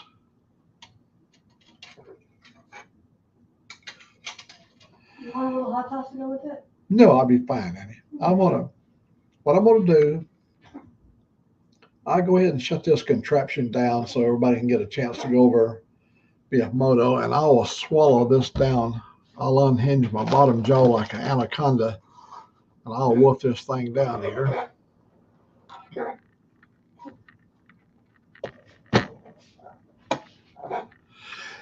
And well, you know, a piece of Spam would have worked better. I think she don't like Spam. She won't eat Spam. I always try to lure her into making me a Spam sandwich. Yeah, we'll turn it into 2 hours, buddy. I've seen you on your 30-minute. I know how your 30 minutes are, because once you get a good thing going, it's hard to cut loose.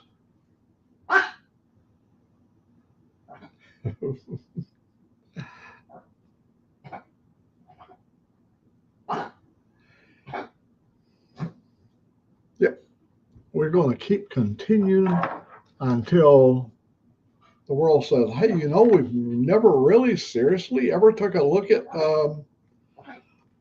what peace would be, you know, like give peace a chance. All right, I've got some spare time. Let's give it a chance. Let's try that thing. What do you call it again? Peace. Yeah, peace. Yeah, let's try the. What was that guy's name? You remember a long time ago? He had the beard. He wore sandals, and he walked along all these different people. And every once in a while, he'd go, "Walk again. You can see. I'm walking on water." That guy. You remember that one right there. He tried that. Let's give a peace a chance. Didn't get him very far, but in old sec, we're going to try it again. We're going to give peace a chance.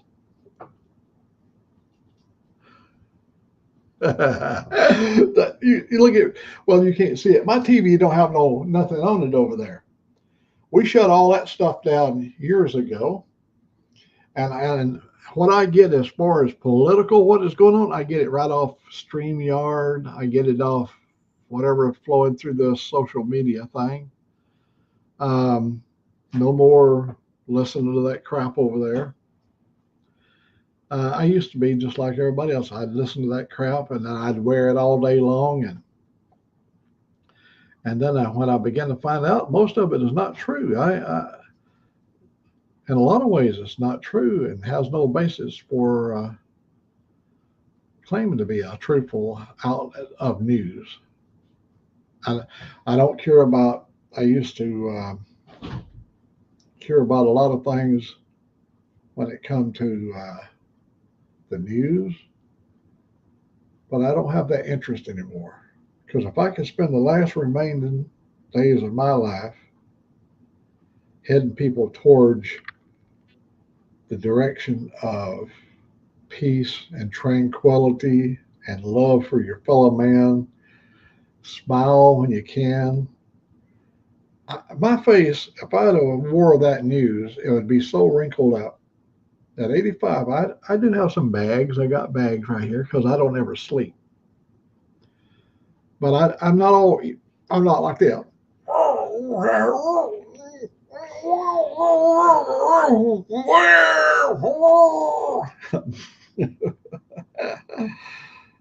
That'll wrinkle your head up and it'll crush your mind. Your brain begins smaller and smaller. The more outbreaks of anger, the smaller that brain gets till you squeeze it down to where there ain't nothing but a knot there.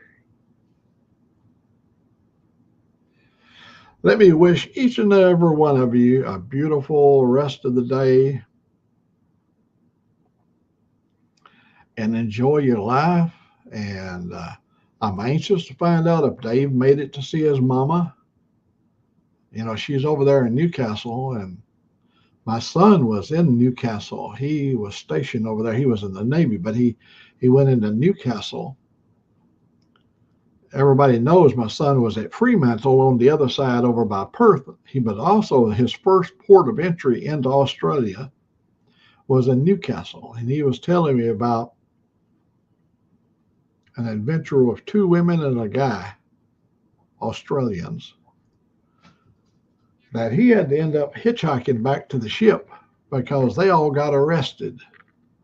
Some kind of a violation of an Australian law, whatever it was. He told me the story last night. I really enjoyed it. So I'm going to eat my toad in the hole. I appreciate you being here, Moto, Sick, Toga, all you fine folks that came in and joined us this morning. We're going to be all right. We're going to pull it together. I had my first cup of coffee. I still got plenty left. And like I said yesterday, Toga, I was talking about you while I was riding out there. And you and Dave, and there's so many people when you start riding. I was telling Angelique yesterday we was riding, it was 45 degrees, and we don't have electric heaters on us, or I wished I had. But when I lived in Seattle, I never had electric. Well, I had electric suit where you could plug in only one time till I wore it out. But she got really cold because she's sitting back on the back. I said, you should have been up here in the front. So we had a good day. I don't know if you got a chance to see the movie, the little video there, but I saw last night before I went to bed over 100 people had looked at the thing, and I've been waiting to do that. Remember, we went through a long period of sickness. I was sick when I came back from Washington. I was sick in Washington. So it took a little while to get me back to where I felt like riding. And then we had to go get the bike serviced. And so it was so good being on it and riding. God bless each and every one of you. Thanks for being there. And we will end this thing at 3 hours and 34 minutes. See you over on the Coffee Pot Show. God bless.